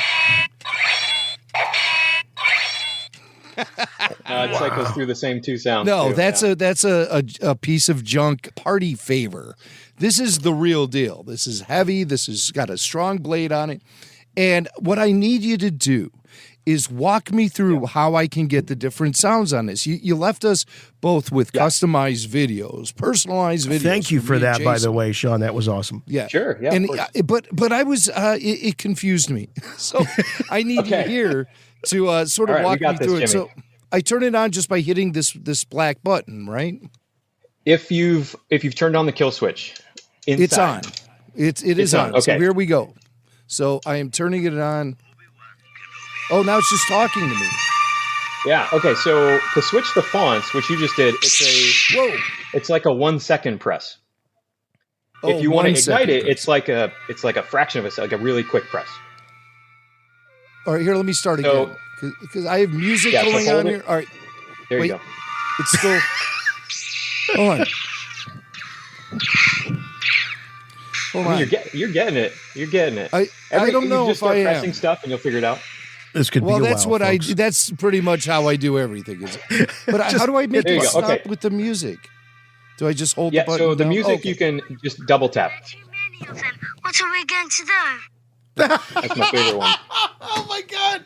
Oh no, it's got the youngling. Oh, now it's back. Yeah. Now I just pressed it once. Okay, so hold it in and bring the saber back in. Hold it down. Yeah, you're on the Youngling Slayer 3000 font, which is my personal favorite. The Youngling Slayer. That's amazing. Double tap. Okay. Double tap. Quick double tap. There you go. Now quick tap.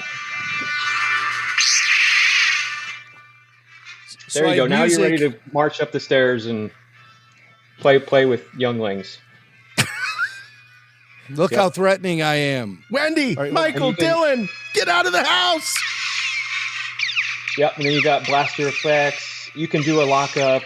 We don't have to get into that, but there's a lockup and lightning effects in there too. Okay, so how do I then switch to different sounds? Yeah, so bring it in, hold it down. Okay, and then do a press for about a second, like one long press, and then you can let it go. Nope, a little longer. All right, I have to start all over again. See what a train wreck I am working this thing? So I need this music to stop. Still waiting. You can switch it when the music's on. You can switch it. And then let go. Oh. Skywalker, there are too many of them. What are we going to do? Okay, so now what should I do? Hold, release. Released. It's off. Did it switch? Did it switch? Do a hold for 1 second. There you go. Oh. So now you're on Obi-Wan 4. So what does that do? What should I do next? You can ignite it if you want to see it, or you can switch to the next one. How do I switch to the next one? The 1 second press. So you can go like one Mississippi. There are too many of This them. kid's back. What are we going to do? All right, now I'm going to try the 1 second press again. We'll try cycling. Deals in absolutes. Okay, and the music's back.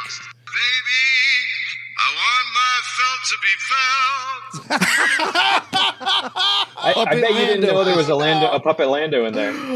There's a Puppet Lando setting to the lightsaber. Yep. Whoa. I had to give you a Puppet Lando. I had to. Holy crap. And now the And it's blade is purple. purple. Talk about custom. So And if I want to hear so more bring- for bring Puppet Lando, what should I do? Yeah, bring the saber back in first. Just hold like a 3 second press. Okay. And then double tap quick. He's got his music and everything. Okay, now you can ignite it. You have to do the full experience. Quick tap. Okay, now do a short tap. Another quick tap. Don't tease me, baby. Oh. So the blaster. It's the blaster effect. I just put in a bunch of Puppet Lando quotes. But my best adventures happen just below the belt. How would you There get you go. going, yo pirate? But my best adventures happen just below the belt. I think there's like 12 of them, and it's just randomly. How would you get going, yo pirate? On the piano 9 num. A little higher, just a little higher. On the piano 9 num. How you doing, everybody? All right. This is amazing. That's awesome, dude. That is, talk about a custom job. Jeez, ow. Complete with Puppet Lando. I think I've got 8 or 10 hold on. font styles on there for you. Wait, there's something else there. Hold on. Yeah, that's the Rebel Force radio font. Oh. He's a political idealist, not a murderer. That's a good one. I had to get Plank in there too. Blake's take Oh, theme. Blake's take on there. Sure, you know, it's Liam Neeson, you know. Oh, Liam Neeson. Hey, Tyler. Puffer Pig, not in this episode. Was that Tyler? Tyler made the lightsaber. Who else is on here? This is crazy. Puffer Pig, not in this episode. Hey. For the love of Pete, does Shin Hati ever blink? What an oddball statement. Oh, yeah, sure, you know. It's Liam Neeson, you know. Oh, yeah, sure. You know.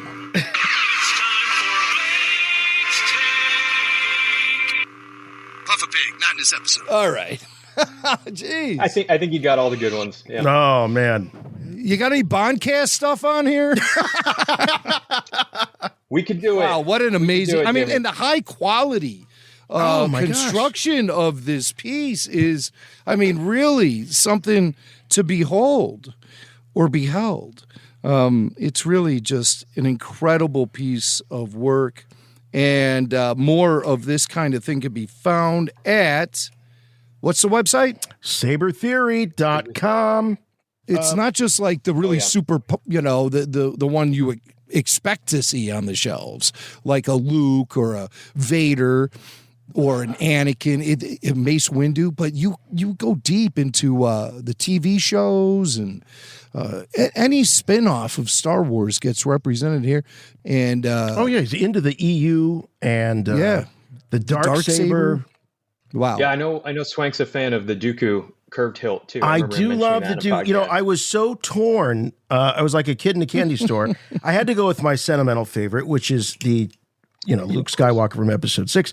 But the curved saber of Dooku, and then also I'm also a big fan of Palpatine's saber. He has one of the most underappreciated saber hilts. No, he's got one right behind him. Pretty much have all of them. Yeah. He's got all of them. There you go. There's the Dooku. Look at that. And that thing's huge. When you think of it relatively, relative to the other sabers, it's always shocking when you see these. And there's the Palpatine one. I like to think this is like Liberace's lightsaber. It's got a flamboyancy to it, but it's also on the smaller side. Beautiful. Can I see that Dooku saber hilt again? Yeah.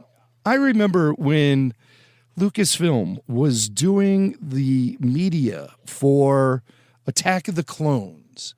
Alex Borstein, who does the voice of Lois Griffin on the Family Guy show, she was on Mad TV at the time with Will Sasso. And so Fox sent them to the media junket to interview the stars and crew of Attack of the Clones. And they sat down with Rick McCallum. And Alex Borstein pulled out the Dooku saber.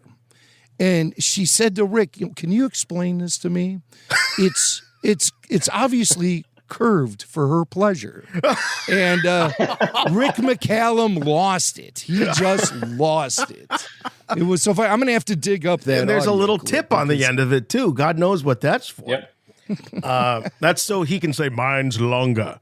He just puts a little tip on it, and he has the longest one. Hey, what would you say, Sean, is your favorite all-time lightsaber hilt? Oh boy. I mean, since I cosplay 501st as Mando, I can go with Darksaber. That's an easy one. Okay. But there's something lacking in the Darksaber, like the prop. When you don't have the energy blade and you have this plastic blade with black, the lightsabers that don't have that just look better. They don't kind of break the fourth wall, I think, like that one does. I've always liked Anakin's, but Luke's Episode 6, I know they only made it green because they needed to rotocast on a blue sky, but the green sits pretty well with me. I like the green blade. Yeah. I'll go with that. I'll go with Luke 6. Luke 6. And there are what I thought was really interesting in cruising the site and doing a little bit of this kind of research is the subtle differences between, say, Obi-Wan from Episode 3 to Episode 4. Now it's arguably the same saber, but there are some differences in those. Yeah, for sure. Yeah, they're minor differences. But guys like you will know. So if I show up cosplayed as old Ben and I've got an F3 lightsaber, you're going to be like, no, nice try. Yeah, I mean, I made a customized board, a programmed board with Holiday with like a candy cane scrolling. Actually, I think you guys might have that on yours. That's fun. I can't remember if I put that on or not. Get out. Yeah, if you cycle through, there's probably, I think there's 10 different fonts. There's even a rainbow font on there. If your kids, if you find any kids around, you need to impress. Yeah. But yeah, there was an Episode 4, like the MPP is the Vader kind of hilt design model, and they can tell I made this for a New Hope 501st Vader, and he's like, oh, that's the ESB Vader hilt, but I'm sure kids won't know. It's the same, other than like two little pieces of plastic. Like it's very minor, very minor. Mm-hmm. Whereas the 6, this is the Episode 6, is quite a bit different than say, the one, Jimmy, that you've got now. Yeah. But yeah, they've got them all. And what I really like with the show and stuff too is you've got Ezra making one that looks very much like Kanan's, and like it's just, it's cool how they bring those designs. There's a mythology in the design of the saber hilts themselves in a lot of ways, the way they relate to each other, borrow from each other, and things like that.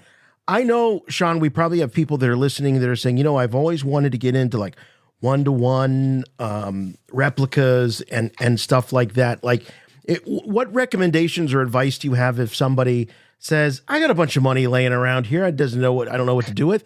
I'd like to get into this thing. What's a good place to start? Maybe they just want to make a Mando blaster, or I see that, behind you. What's a good place to start?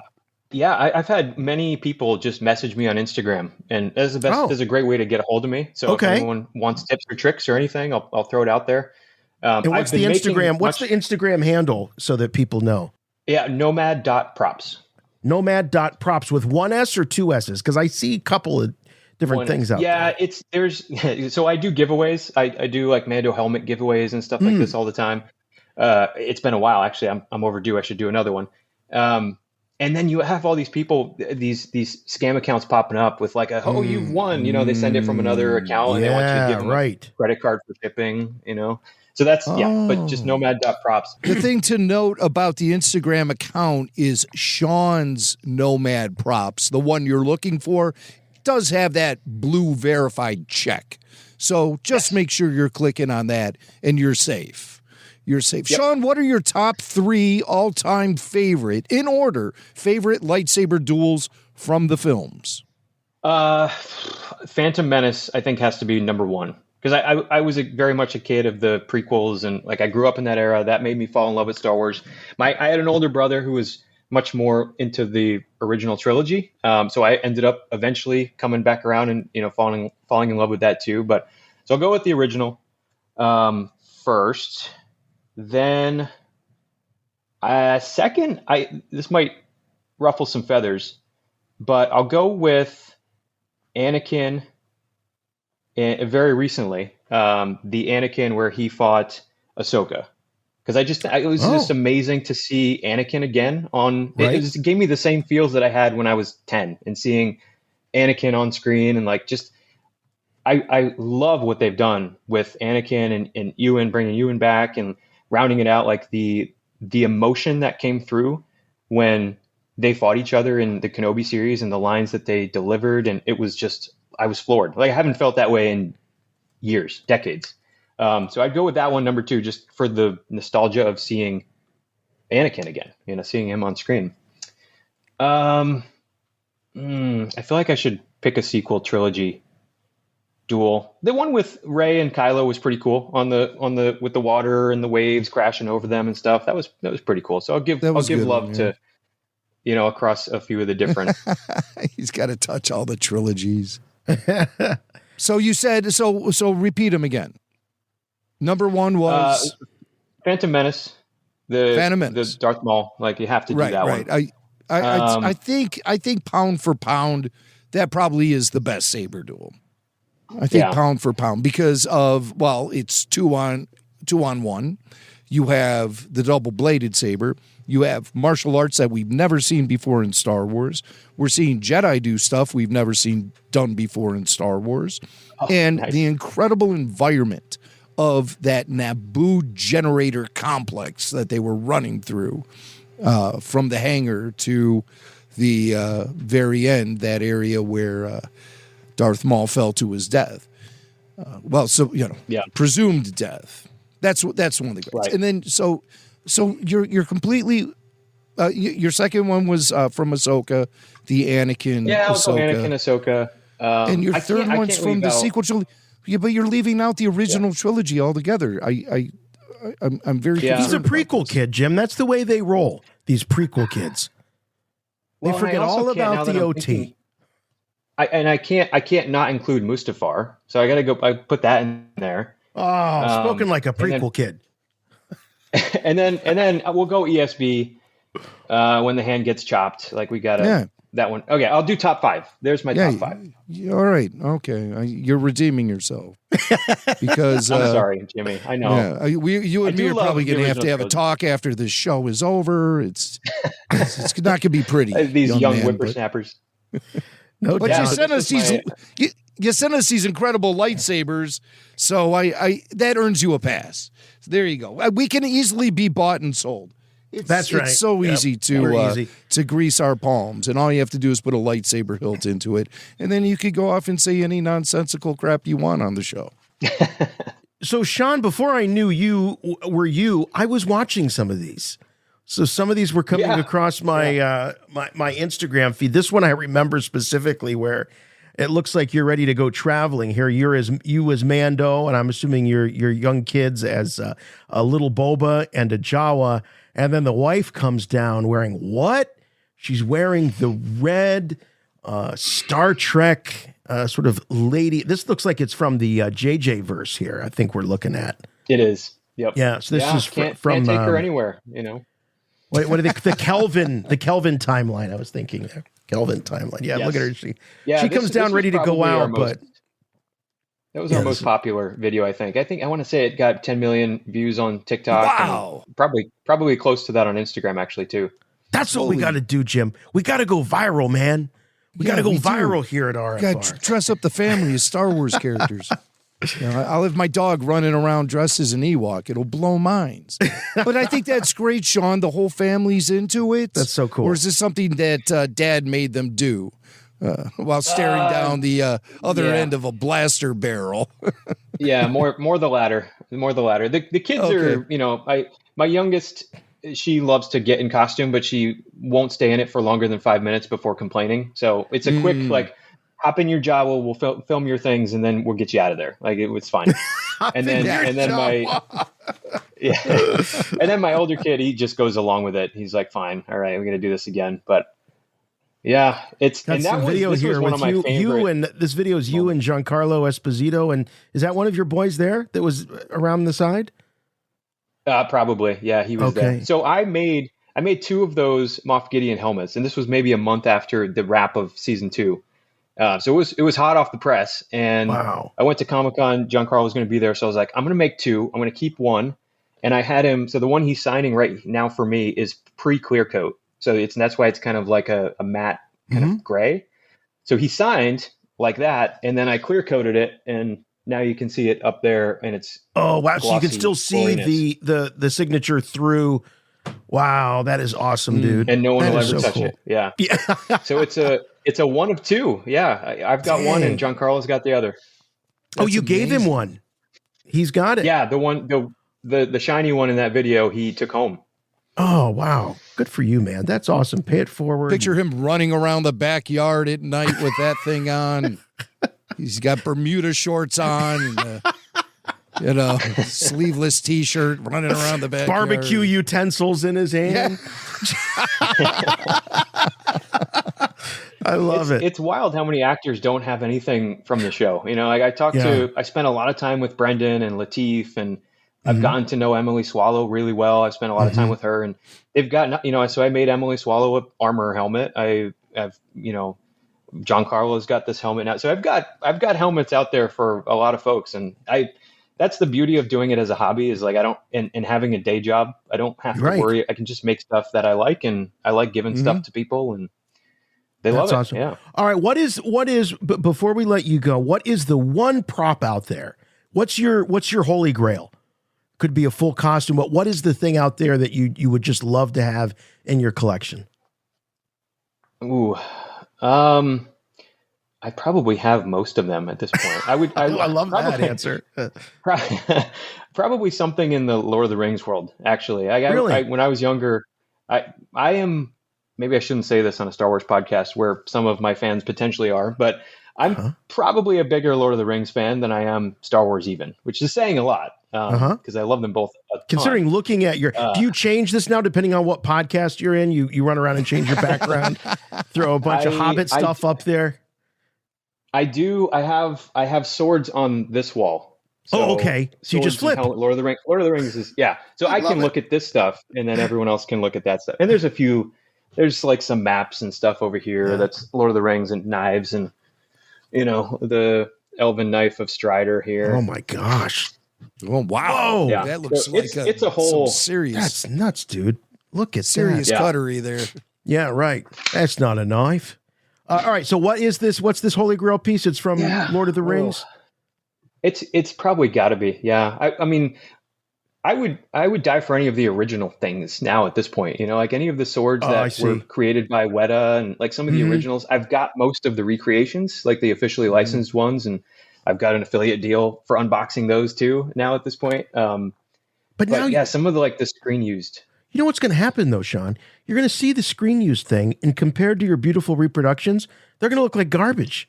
That's what always seems to happen when you see the real thing up close. That's totally true. Yeah, that's a good point. They would not hold up for sure. They wouldn't hold up. Dude, this has been so much fun. I've learned a ton.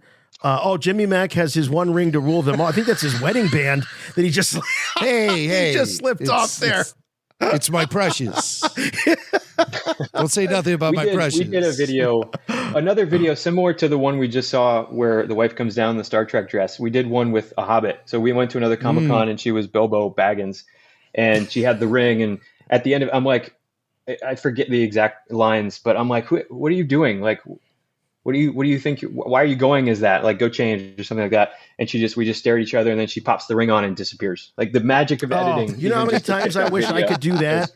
I'm in an uncomfortable conversation with my wife. I just slip a ring on and disappear. Yeah.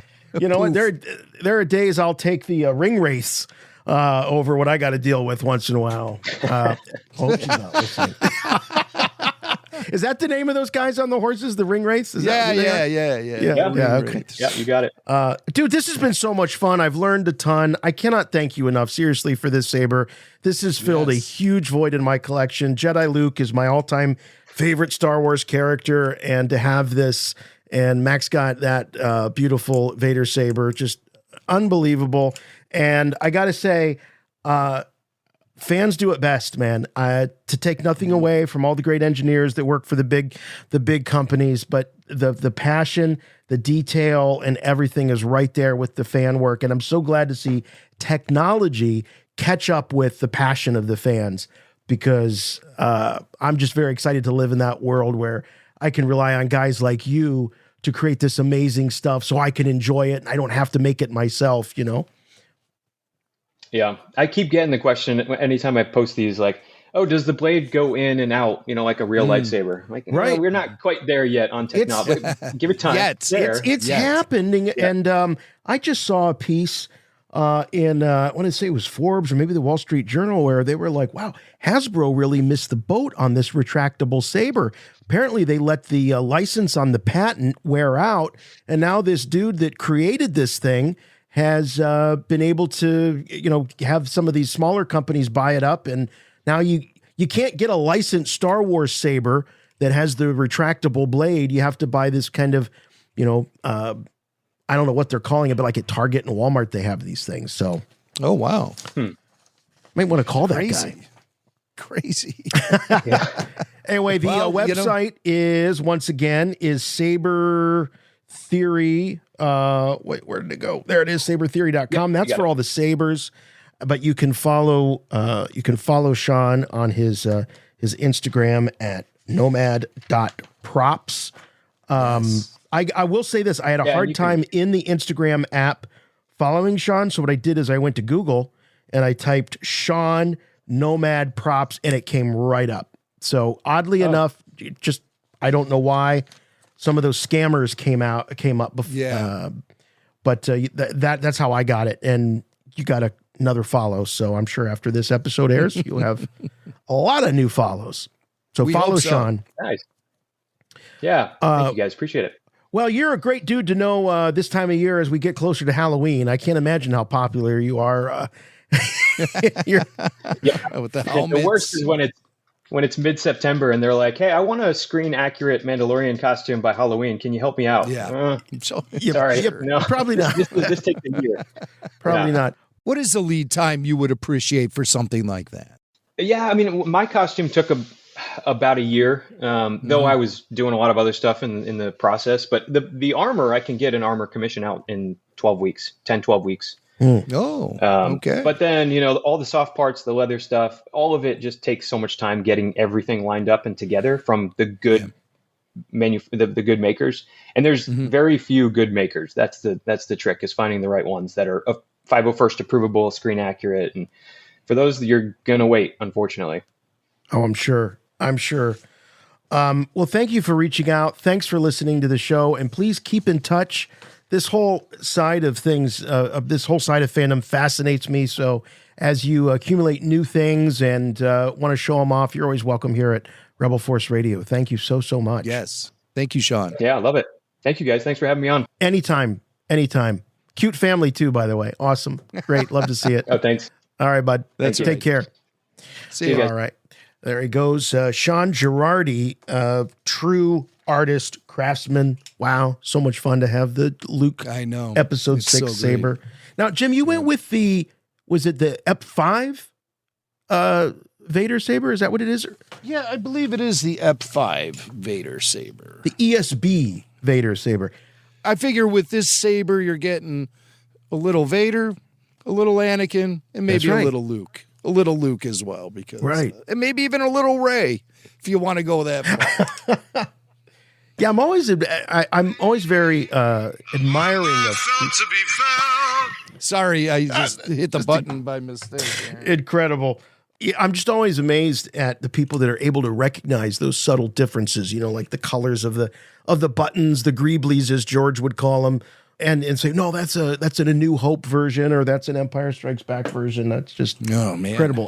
Probably went the first 20 years of my fandom, not even realizing there were different versions of lightsabers out there. It was right. I mean, because the information was sparse, and freeze framing the old VHS tapes didn't provide you with the resolution to identify anything, much less the different colored greeblies on certain lightsabers. It just wasn't part of the scene until about the mid-90s, when Star Wars information started to really flow through the books and the internet. Of course, the rise of the internet was a huge boon to Star Wars knowledge and trivia amongst the fan base.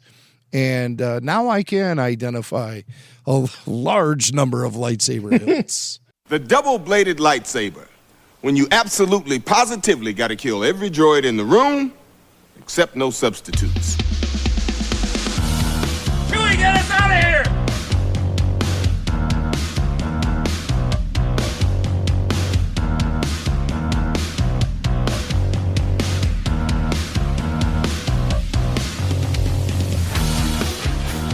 I'm just looking over at our Jedi Council text thread, and our buddy Kyle Newman, he sends this amazing Instagram post of this incredible Star Wars collection, and Mac's like, yeah, this is great, excellent collection, and Kyle's like, yeah, nice guy too. If we're ever down there, we can visit.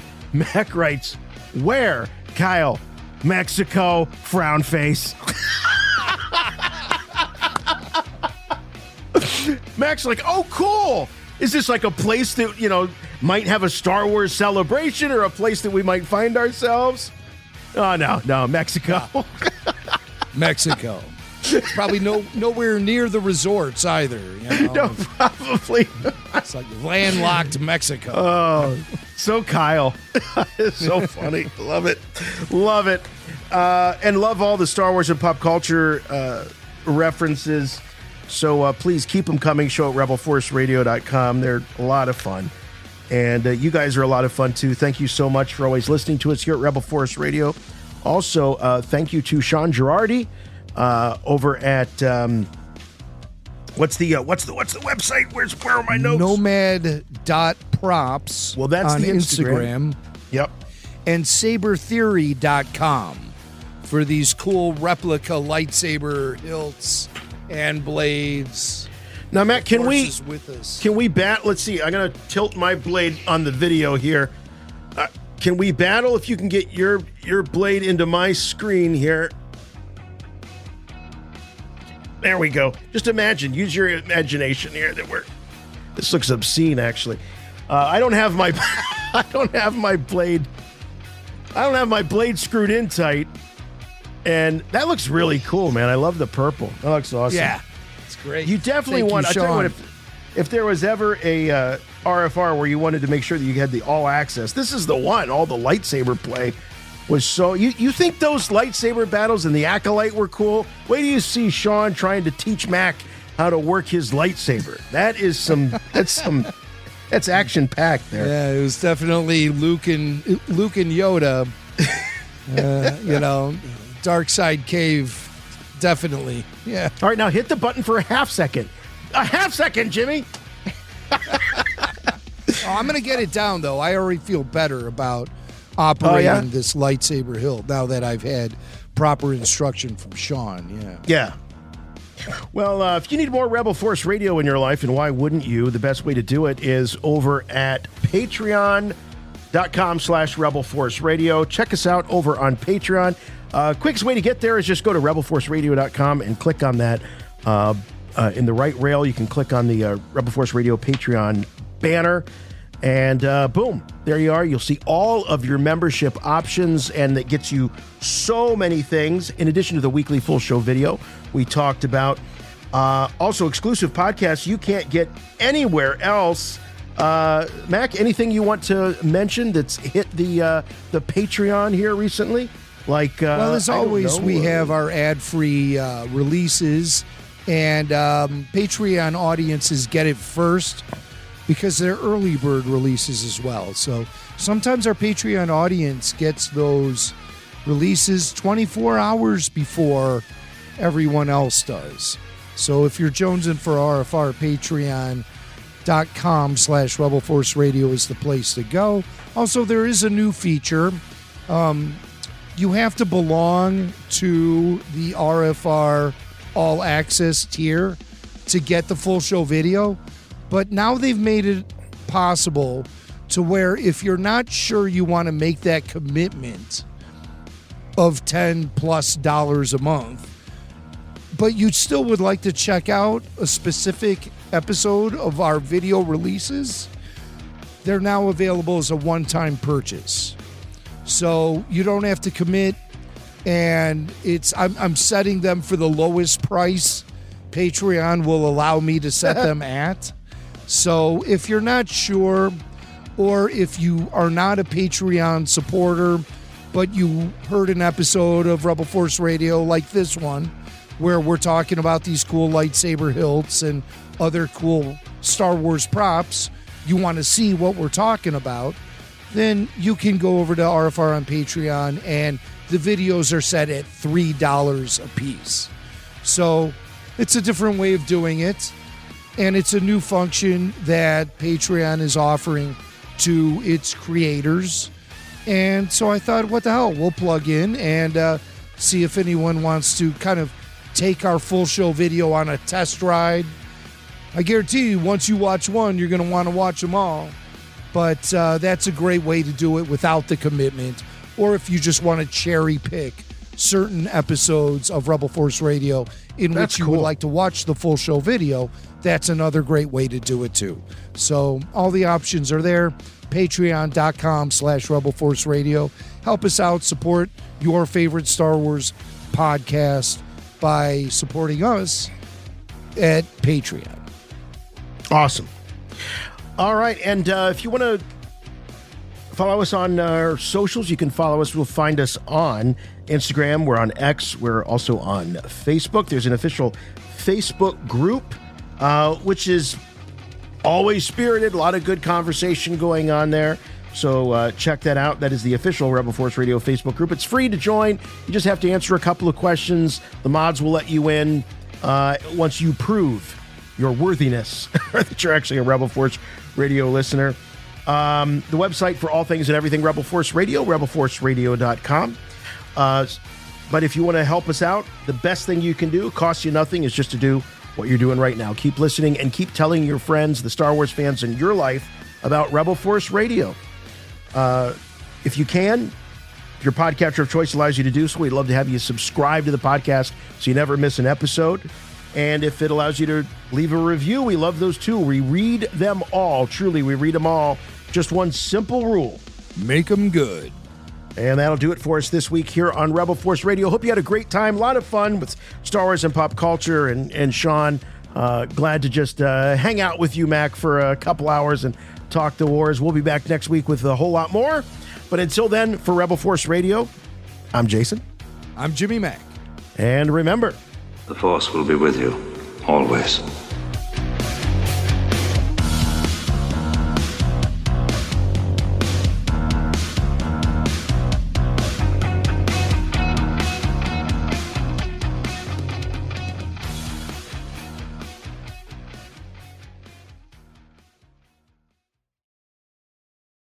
Star Wars? Never heard of it.